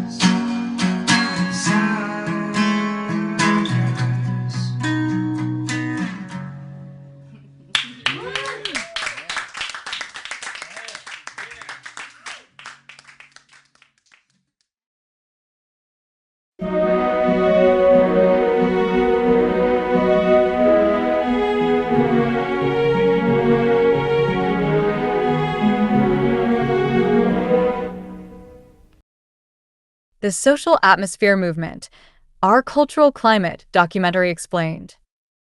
The Social Atmosphere Movement has created 2 open-source documentaries, an open-source version of Zeitgeist Moving Forward called System Shift, and an open-source version of Zeitgeist Addendum called Our Cultural Climate. Additionally, I've produced an open-source version of an introduction to a resource-based economy titled What is an Open Source Society? Links to all these videos and more are provided in the description. While I agree with the philosophy of the Zeitgeist movement and the Venus Project, I disagree with the concept of these organizations holding official status. The term official implies authority, which runs counter to the principles of decentralization. Science, for example, relies on peer review and is not meant to be centralized or controlled by an official source. True science is open source and accessible, which, by the way, should not be hidden behind paywalls. Likewise, a movement should be decentralized, free from the constraints of officialdom. A church, however, operates differently.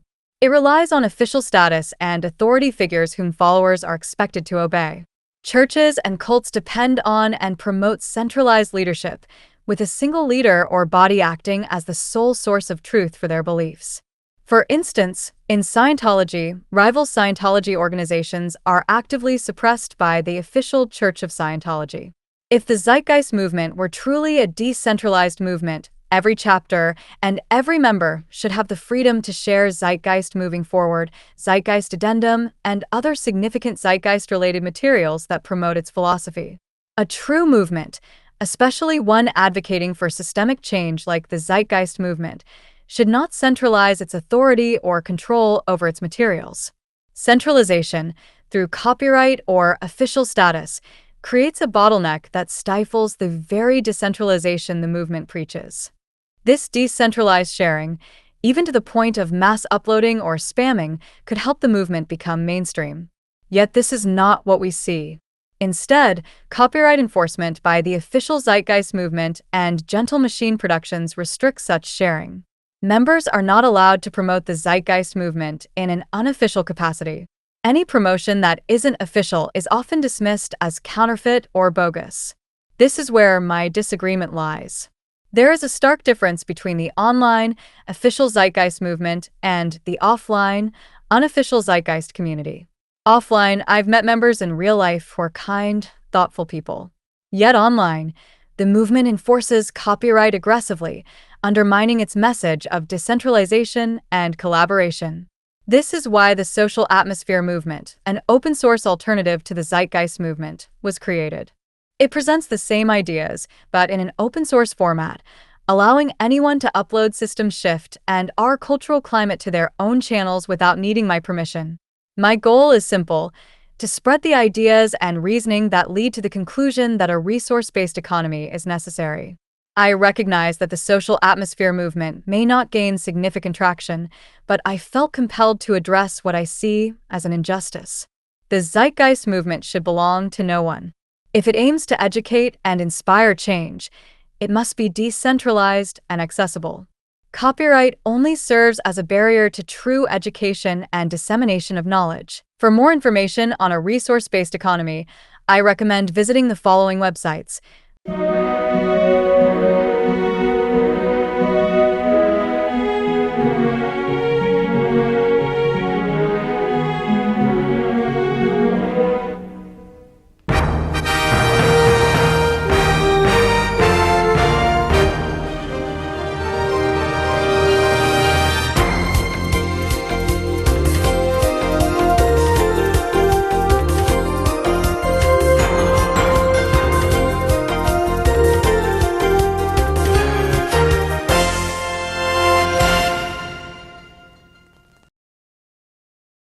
So the reason this production was made is that you can't generally post Zeitgeist Movement content on YouTube without it coming under copyright. And you can't post Zeitgeist Addendum on Facebook without it being copyright blocked. That's why, I hope, like with my Zeitgeist Moving Forward clone, System Shift, it's changed enough so that I can post it. As I am a fan of the Zeitgeist Movement and the Venus Project, and I want to be able to post content to awaken people to our social problems and their solutions. ZyTV Adelaide is a parody of Channel 44 Adelaide. Channel 44 Adelaide is meant to represent the Adelaide public, yet it will play religious Jesus crap on their station, but it won't play open source Zeitgeist Movement videos that I have made, as I didn't even get a response out of them. So anyway, that concludes the programs from ZyTV Adelaide. We hope you enjoyed our telecast, and that you'll continue to join us for more insightful, Zeitgeist Movement related programming on this channel when we resume. But for now, wherever you are in the world, good afternoon, good evening, and good morning. We'll leave you with the Zeitgeist Movement's anthem.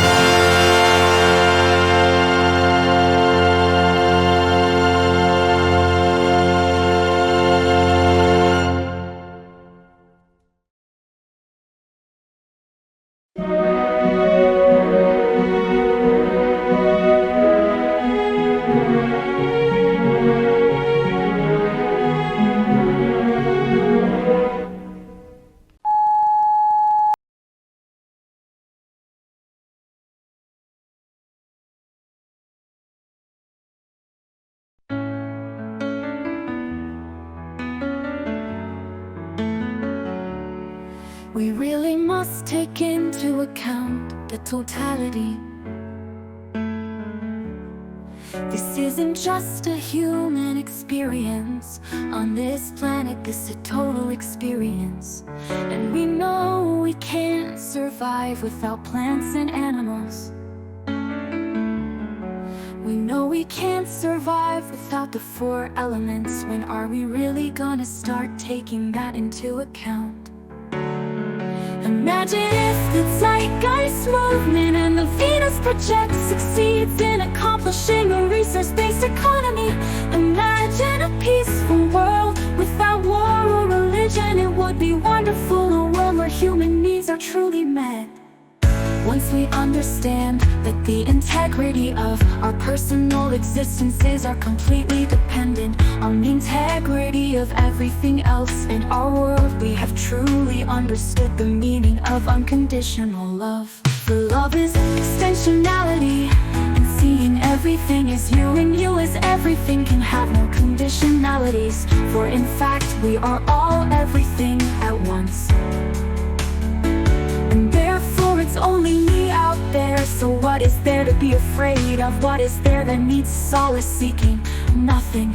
There is nothing to be afraid of, because it's all us. Imagine if the Zeitgeist movement and the Venus Project succeeds in accomplishing a resource-based economy.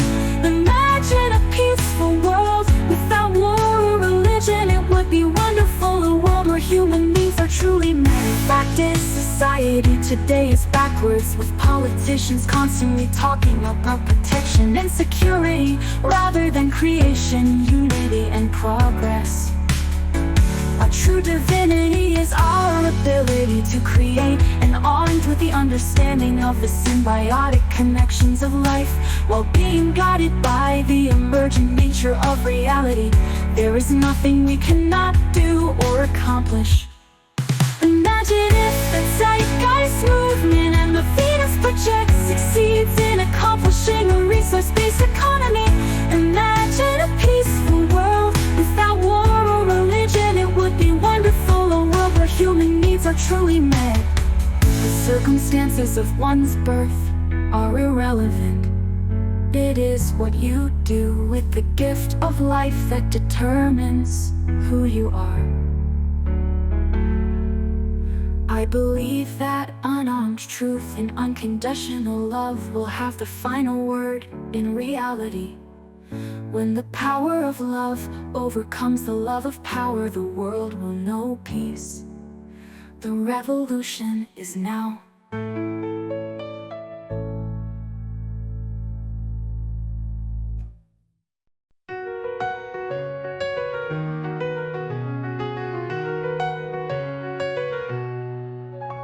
Imagine a public that can critically think, where we don't accept politics as a way of thought, where instead we arrive at decisions through the scientific method. Imagine a world without war, a peaceful world with no conflicts or fights. A world where we work together to solve our problems. Imagine a world without scarcity. The market is a lie, and it's not based on science. Science which is too good is actually counter to the market religion. Imagine a world without inequality. According to the book, the spirit level, the greater the gap between rich and poor, the worse the health of society. Imagine a world without ugly art. Modern art is not beautiful at all. It conveys a message of purposelessness.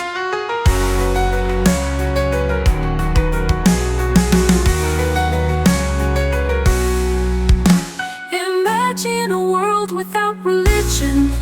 There are no sincere believers in Jesus Christ. Anyone who believes in Jesus has been tortured to believe in Him. Imagine a world without pollution. Science should be put at the forefront of society, so we make technology that does not impact our environment. Imagine a world without poverty, a world that cares about our fellow human beings. Our problems in life are technical, not political. The Zeitgeist movement and the Venus Project invites you to a resource-based economy, which is the scientific method applied to social concern. Join the movement and promote a peaceful, reasonable world.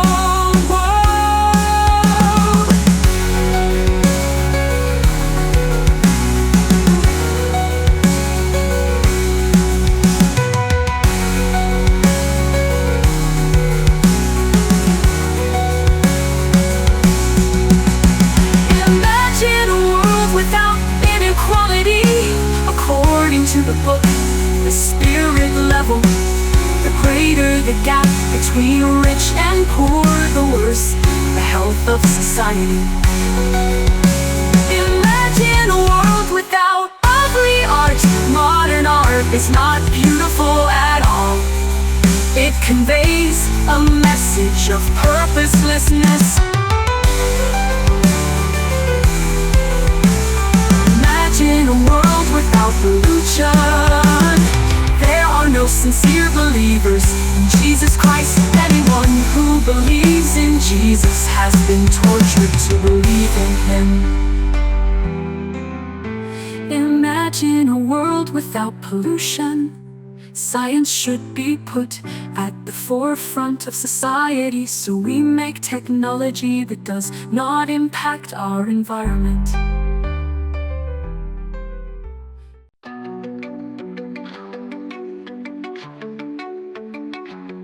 The Venus Project shines like morning light, guiding us forward through the night. A systems approach to solve and end, prevention over cure, our journey to amend. A new dawn breaks for all to see. Resource-based economy, our destiny. No more waste, no more pain. The Venus Project, our world regained. Education and innovation entwined. High quality products of sustainable design, adapting to change with resilience strong. A world of collaboration where love belongs. A new dawn breaks for all to see. Resource-based economy, our destiny. No more waste, no more pain. The Venus Project, our world regained.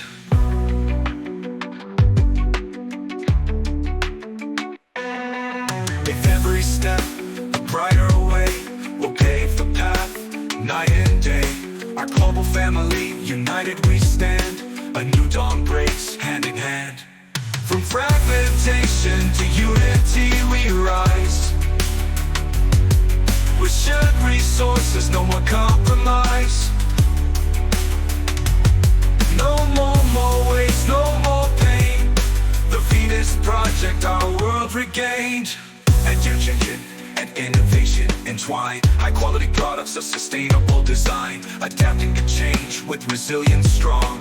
A world of collaboration where love belongs. A new dawn breaks for all to see. Resource-based economy, our destiny. No more waste, no more pain. The Venus Project, our world regained. A new dawn breaks, the world awaits to a brighter future our hearts create. No more scarcity, no more strife. A new dawn breaks our world's new life. A new dawn breaks for all to see. Resource-based economy, our destiny. No more waste, no more pain. The Venus Project, our world regained.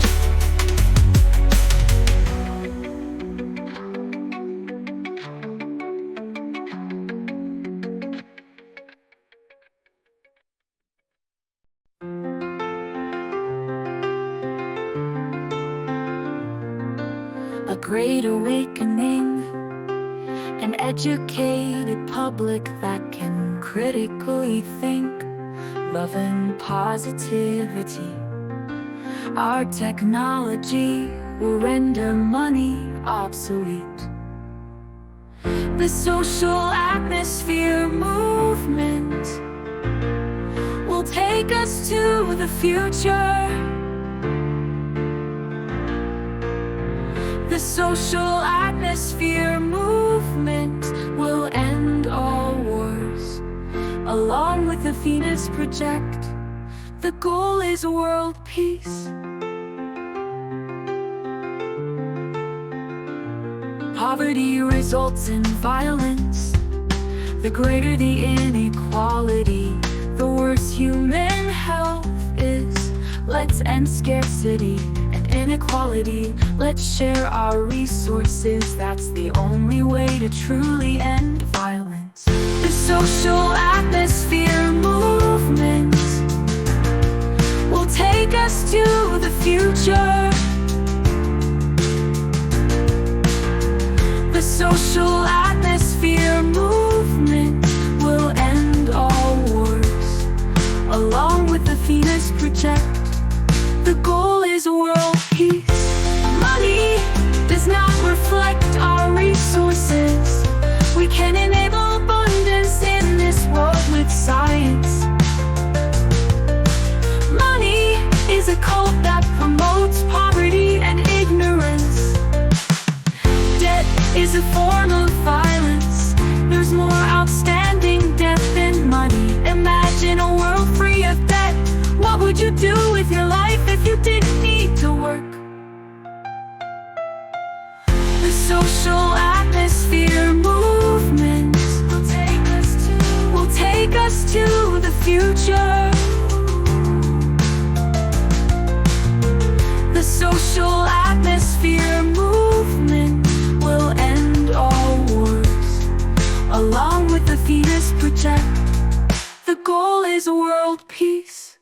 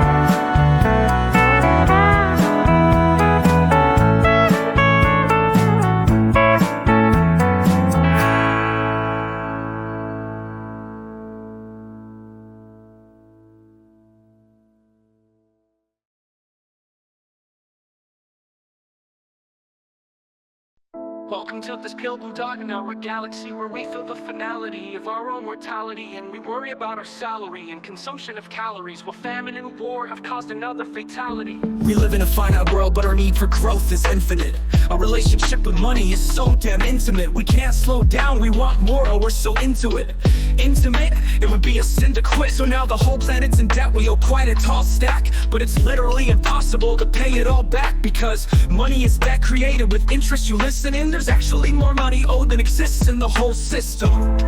That's a pyramid scheme, not just mean individuals skimming the cream. Not just smoke-filled rooms where the supremely powerful convene. It seems a systemic flaw is the theme to this meme. Today's system defines who wins and loses with competition. So losers are created by definition. All leaders are ruled by political ambition. Not a single one of them is a trained technician. It would be insane to listen to their claims. I'd rather use the scientific method to arrive at decisions. So pardon my sedition, but I stand by my derision, and I fight against the system with a thought for ammunition. It's a train of thought, it's a frame of sorts, a campaign where you can't just feign support. The train of thought can't be claimed or bought. It's an idea, there's no one you can blame in court. It's a train of thought, it's not a game or sport. It pertains to humane and sustained support. Like a chain is wrought, it can be trained and taught. To anyone with a brain, let me explain in short. I'm talking about the resource-based economy, the scientific method for social equality. No political borders, no one giving you orders. It's a world worth giving to our sons and daughters. I'm talking about the resource-based economy, the scientific method for social equality. Take care of the planet and meet everybody's needs. Make the world debt-free, just live and let be.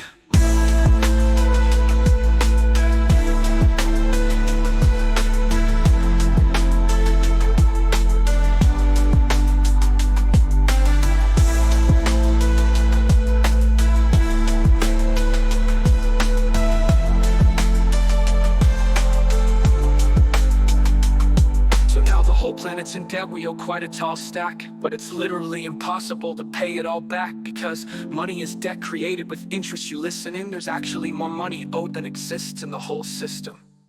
That's a pyramid scheme, not just mean individuals skimming the cream. Not just smoke-filled rooms where the supremely powerful convene. It seems a systemic flaw is the theme to this meme. Today's system defines who wins and loses with competition. So losers are created by definition. Our leaders are ruled by political ambition. Not a single one of them is a trained technician.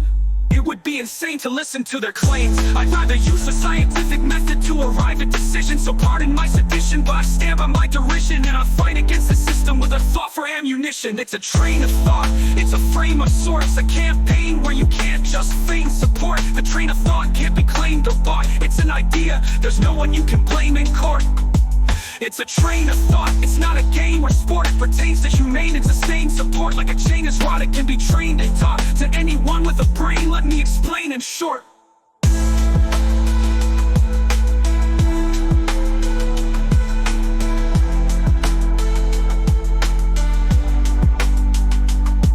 Talking about the resource-based economy, the scientific method for social equality.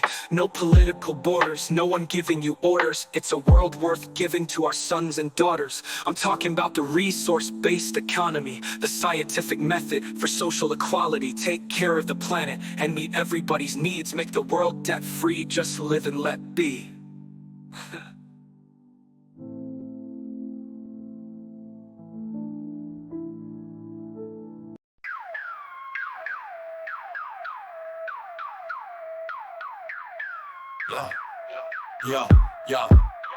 Yo, welcome to a vision, time to break tradition, where we ditch the dollars, ditch the superstition. A world of science, where resources lead. No more games, no more greed, just meeting the need. They say it's human nature, divide and conquers, oh law. But poverty and violence, we've seen it all before. They want to keep us blind in the hustle and the fight, but the Zeitgeist movement is coming, it's time to see the light. The Zeitgeist movement, a state of mind where the future is a soul and no one's left behind.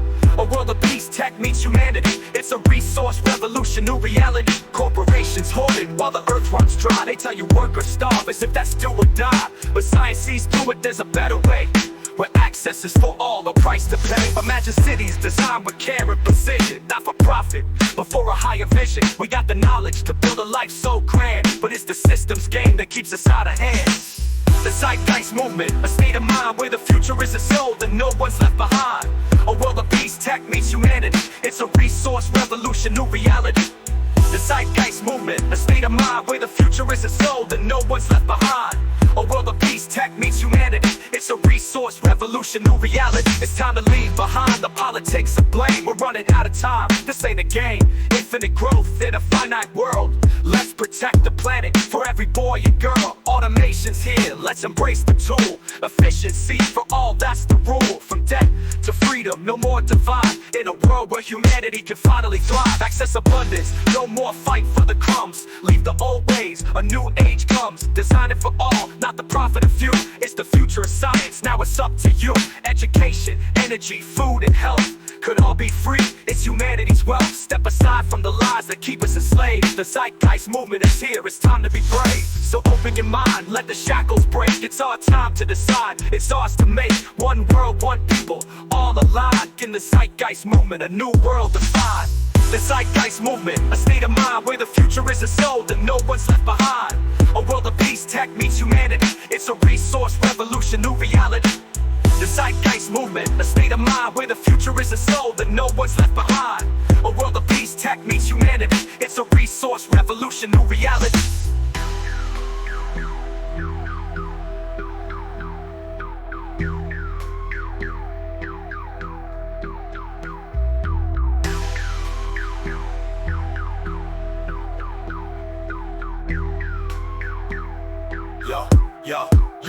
Yo, to leave behind the pond, the politics of blame. We're running out of time, this ain't a game. Infinite growth in a finite world. Let's protect the planet for every boy and girl. Automation's here, let's embrace the tool. Efficiency for all, that's the rule. From debt to freedom, no more divide. In a world where humanity can finally thrive.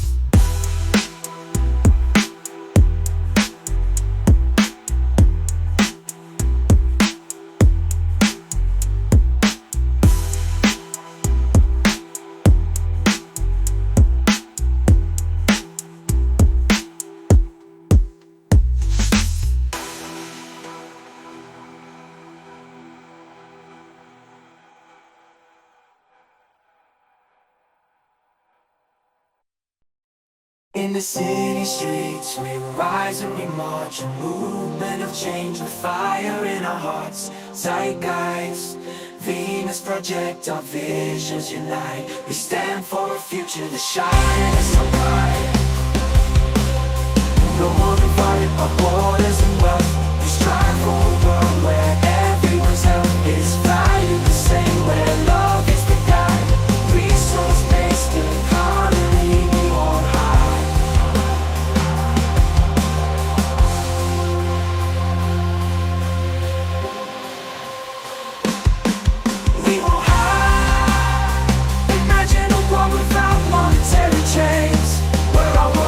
Not measured by what we gain. The Venus project, a blueprint for more sustainable living. It's time to stand tall.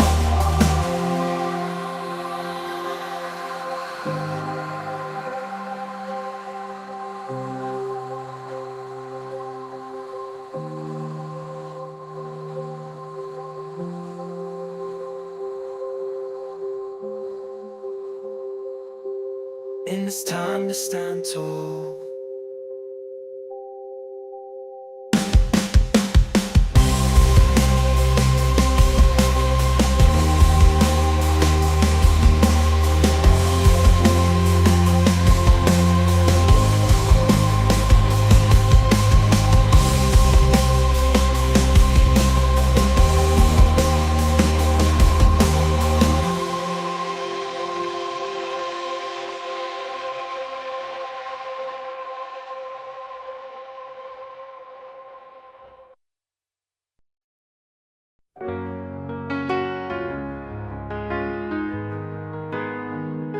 In cities green, where tech meets need, abundance flows, no scarcity's creed.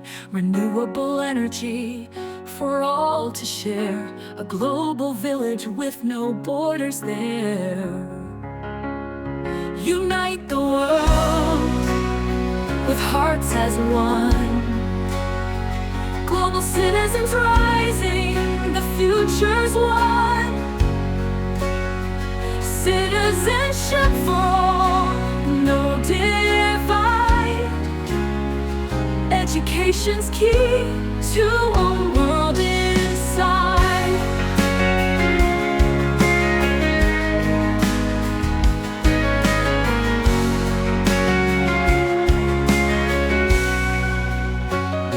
From Silicon Valley to African plains, innovation blooms, breaking chains. Sustainable design for every town. Global's working together, turning it around. Unite the world with hearts as one. Global citizens rising, the future's one. Citizenship for all, no divide. Education's key to a world inside.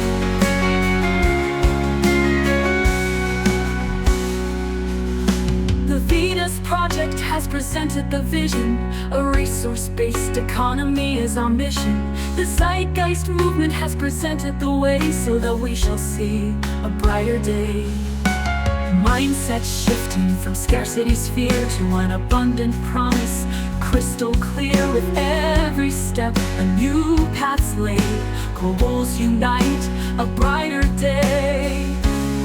Unite, unite the world with hearts as one. Global citizens rising, the future's one. Citizenship for all, no divide. Education's key to a world inside.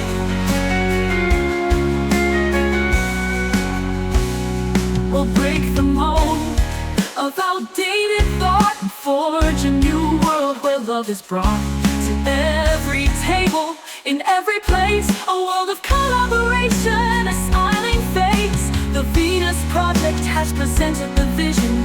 A resource-based economy is our mission. The Zeitgeist movement has presented the way so that we shall see a brighter day. Unite the world with hearts as one. Global citizens rising, the future's one. Citizenship for all, no divide. Education's key to a world inside. Now's the time to unite as one. Global's rising, the future's one. Hearts beating strong, perfect time. Unite the world and make it shine.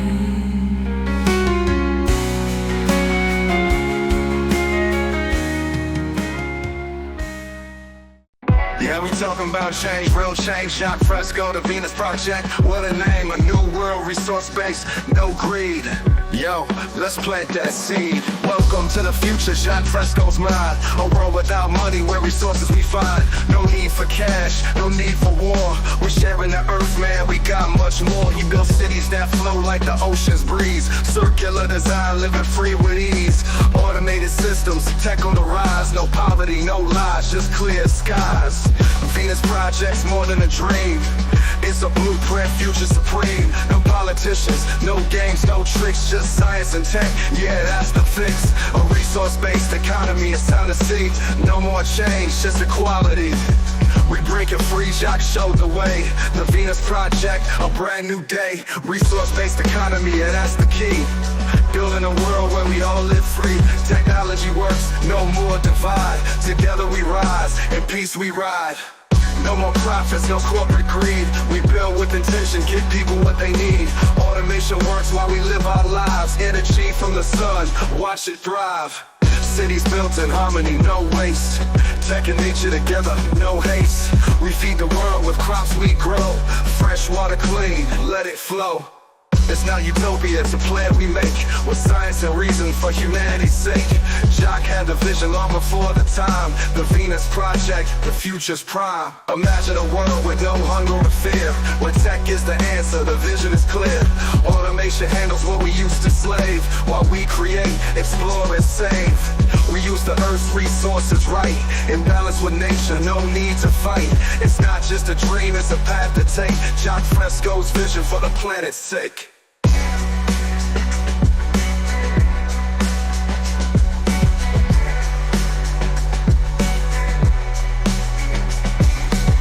So raise your hands, we can make it real. The Venus Project, we break the wheel. Resource-based economy is what we need. A world united with love's the creed. No more money, no greed to chase. Just human progress, a future we embrace.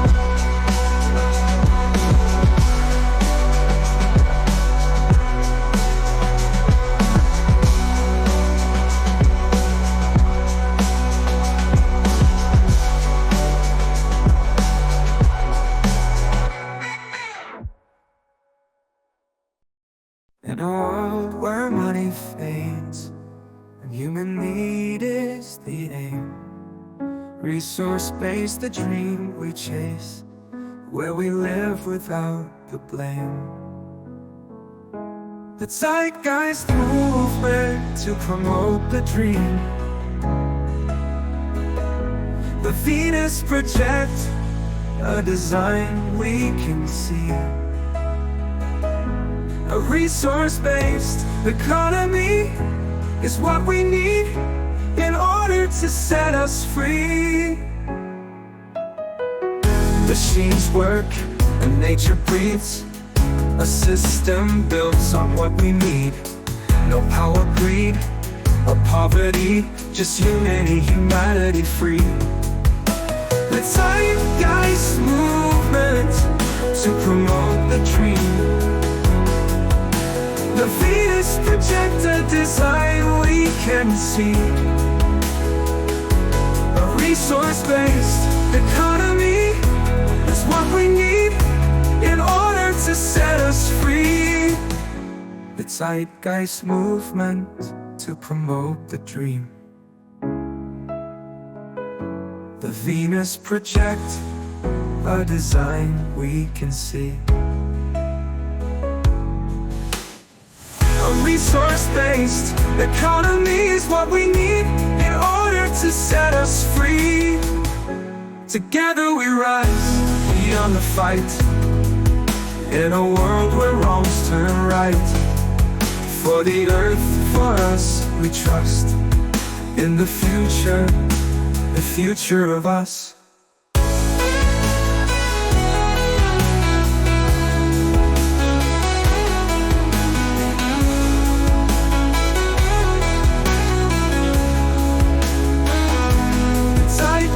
Movement to promote the dream. The Venus Project, a design we can see. A resource-based economy is what we need in order to set us free.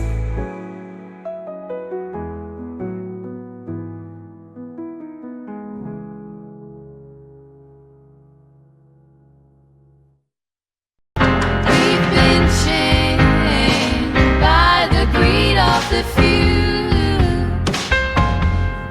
built on systems that no longer hold true. But now we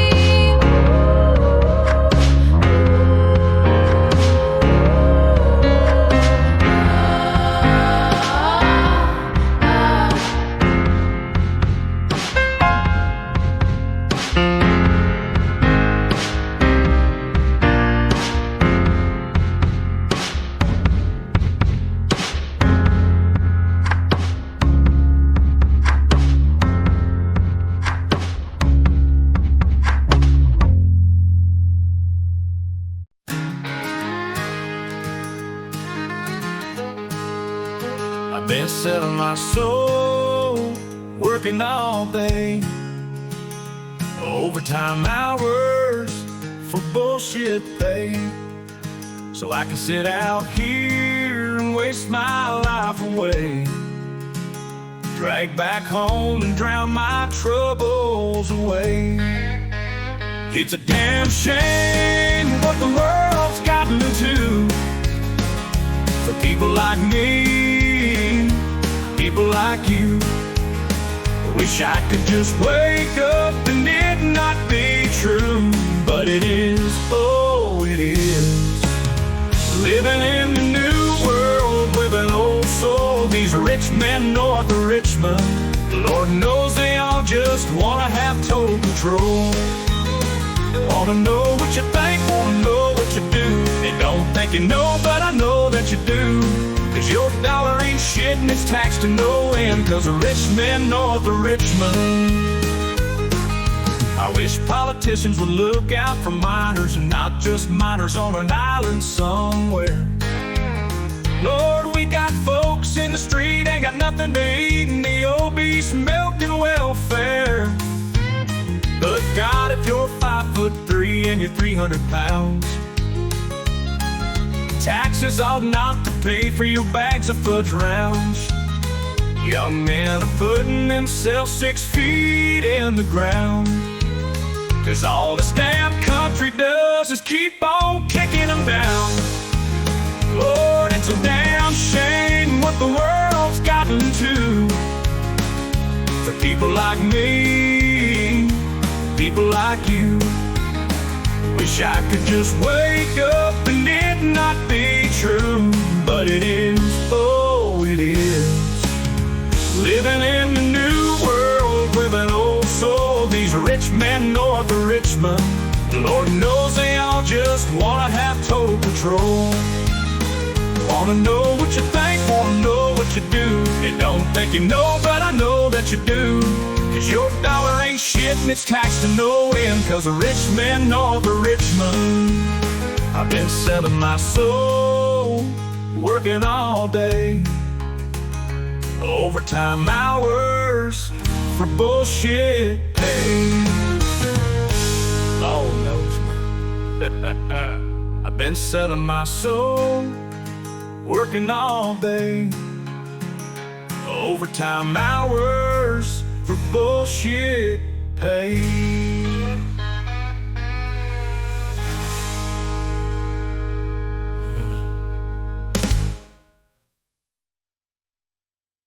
Imagine there's no heaven.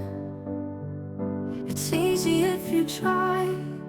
No hell below us, above us only sky. Imagine all the people living life in peace. Imagine no politics. Wouldn't it be wonderful? A world based on reason, a resource-based economy. Imagine there's no countries. It isn't hard to do, nothing to kill or die for, and no religion too. Imagine all the people living life in peace. Imagine a public that can critically think, a society that can't be manipulated by religion or cults. You may say I'm a dreamer, but I'm not the only one. I hope someday you'll join us, and the world will be as one. Imagine no property. I wonder if you can. No need for greed or hunger, a brotherhood of man. Imagine all the people living life in peace. You may say I'm a dreamer, but I'm not the only one. I hope someday you'll join us, and the world will be as one. Imagine no property. I wonder if you can. No need for greed or hunger, a brotherhood of man.